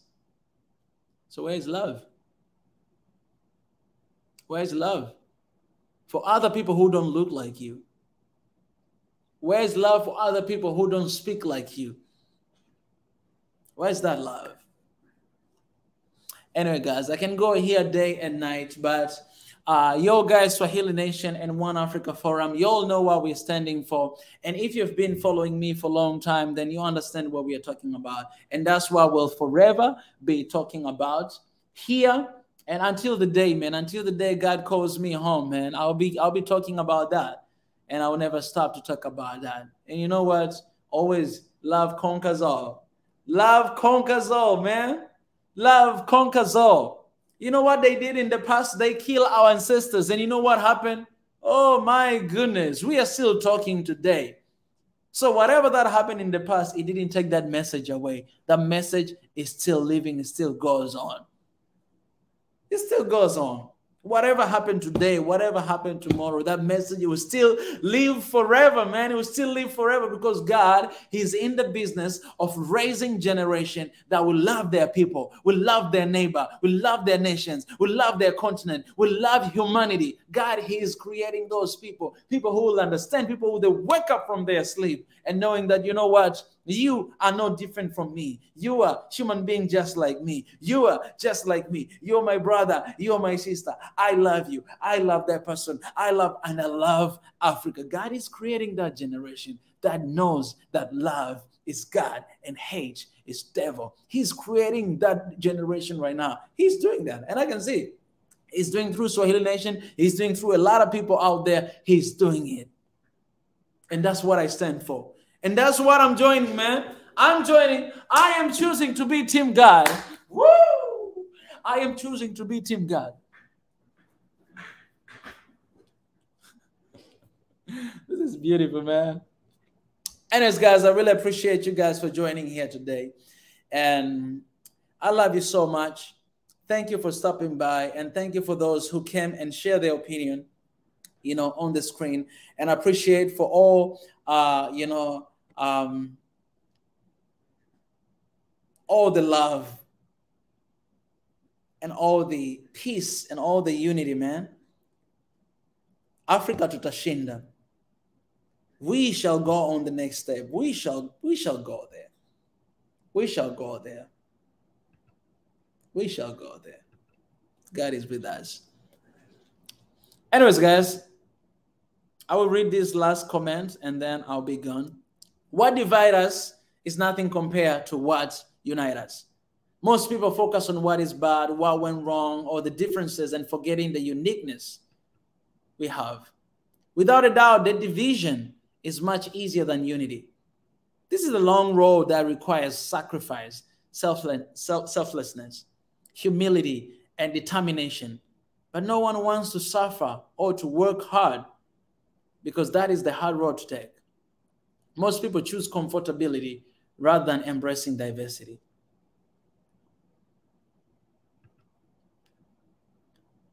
Dr. Kuru yesterday said the greatest strategy in life is not death, but a life without a purpose. What kind of Africa do you want to have? I want to have Africa that all people will live in love, peace, and unity without being scared of their lives, without being scared of dying, without being scared that if I go there, I'm going to die. If I go there, I want to have Africa that will have love, peace, and unity. Yes, we'll have differences, but we'll always have love, peace, and unity because love is God. God is love. God is love. We want to have peace because we are peacemakers. That's who God created us to be, peacemakers. And we'll have unity. Because, man, if you don't love your neighbor, you cannot claim to love God you don't see. First, love your neighbor that you see, and then go say, I love God. If you don't love your neighbor that you see, you cannot love God that you don't see. I don't know what you're reading, but if you don't love your neighbor that you see, you cannot love God that you don't see. And when you love someone, it's not an issue to be united. It's not. God bless you. I love you guys. And have a good night.